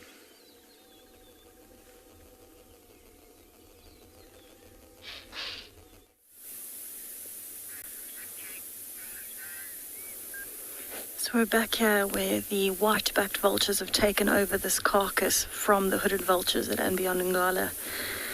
And it's amazing to see how they've been fighting with each other. Look how they hop in to where they need to be, and they actually start fighting each other for the remains of the carcass. Oh wow, look at that white on its back with its wings spread. So it's busy enjoying the sun, I think, but they also might size each other up like that. But that is why it's called a white-backed vulture. because when it spreads its wings, you can clearly see the lights. So the size comparison of those wings are wider than the vehicle that I'm driving at the moment, from tip to tip. It's incredible. So we've actually just noticed as well that with these hooded vultures, there is one vulture that looks a little bit different. Hopefully we can find him again just now. And it's actually got a dark face instead of the pink face. And all that means is it's a juvenile hooded vulture. So we'll try and find it for you and show you the difference from that pink face that you see on the one on the right. Yeah, they are definitely cleaning those bones. It's literally been a matter of minutes since the white-backed vultures came in, and they've completely picked this carcass clean. There's just a few bones left.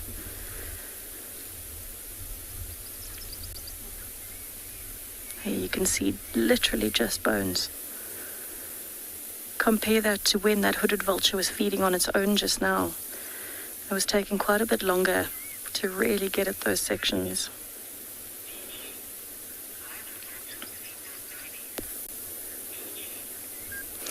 DG, that is a fantastic question. So vultures would start feeding their babies in the nest already. They would start bringing them bits of food. They might even regurgitate. But it's only when the vultures start getting a little bit older that they'll actually start fledging from the nest, and then they'll start coming along to carcasses like this. But normally the adults would have to take food back to the nest for them. Oh, that one still found some meat, look there. That's on the spinal cord. Or the spinal column, I should say.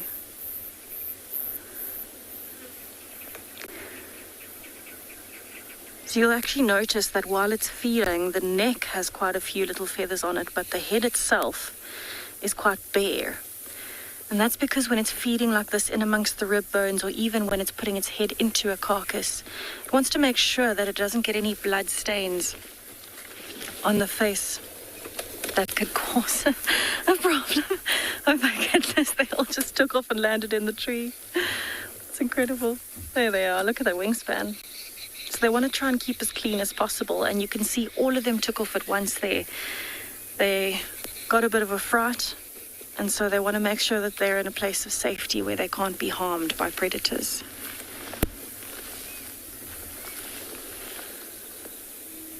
But it's actually quite iconic to see them in a dead tree like this one.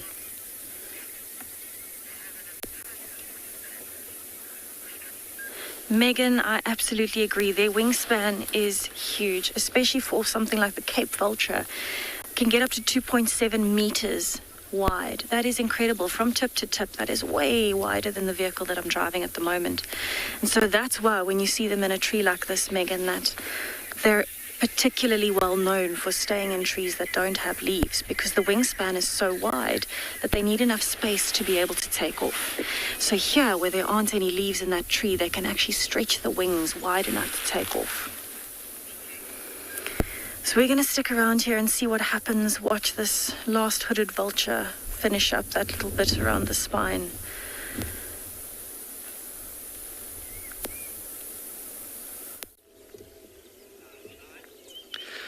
All right, welcome back everyone to And Beyond Phinda, and we found the source of the impala's discontent, and it's these 3 warthogs that have been causing a ruckus here, just probably about 100 meters up the hill from the impala. Here they are, 4 of them. And they're actually three youngsters and what looks like mom, probably last year's youngsters that were born a year ago, and 2 of them have been tussling quite a lot. They're looking very playful and boisterous and making a bit of noise, and I think that's what alerted the impala to the presence of them. The impala couldn't see what they were, so they decided to just alarm call regardless. But now, look what they're doing. They're using their very hard little snouts and their lips to just chomp up some grass, and they're grazing into the late morning.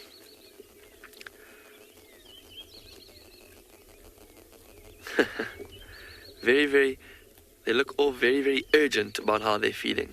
They're in like quite a rush. Maybe they've got somewhere to go. But also just look how their tails are gently swishing, swatting away the flies as they feed. Look at this one, he's just looked at us now. He's got a very white face. Looks like maybe he's got some ash from an old burnt stump, perhaps, on his face. And he's, been tinged white. Wearing a Halloween mask, a little bit late.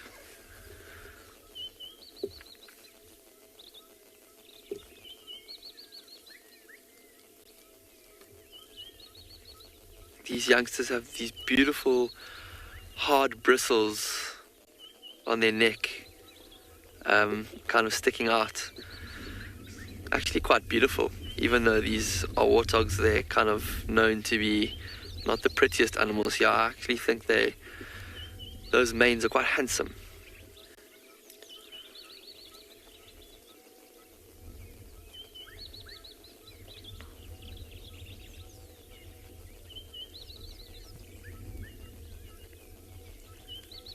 So you see this warthog right in front of us, the one that's got the white face. Do you see he's got a set of warts between his tusks and his eyes?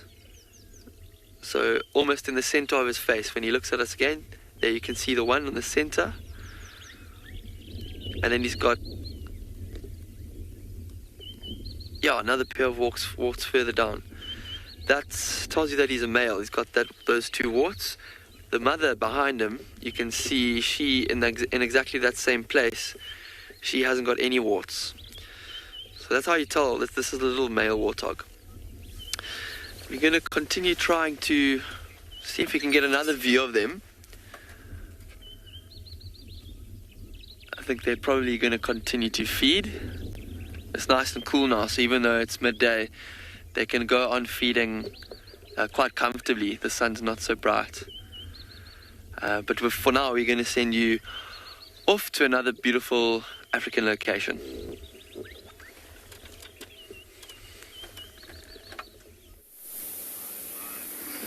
Now, I haven't managed to find much today.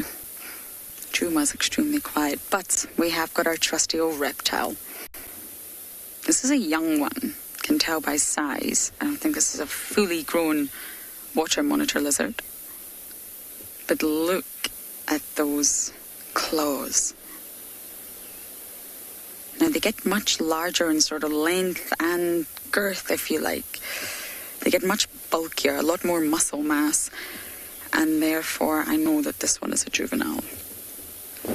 So at least I got some sort of conclusion to my madness with the hyenas, and I believe it's been a very wonderful and lots of variety of animals seen on today's drive, and of course Olivia. So from myself and all my colleagues, we just want to say thank you for jumping on board. It's always a pleasure to have you on the back of our safari vehicles. Thank you for all your comments and all your questions. We shall see you this afternoon. Have a great day.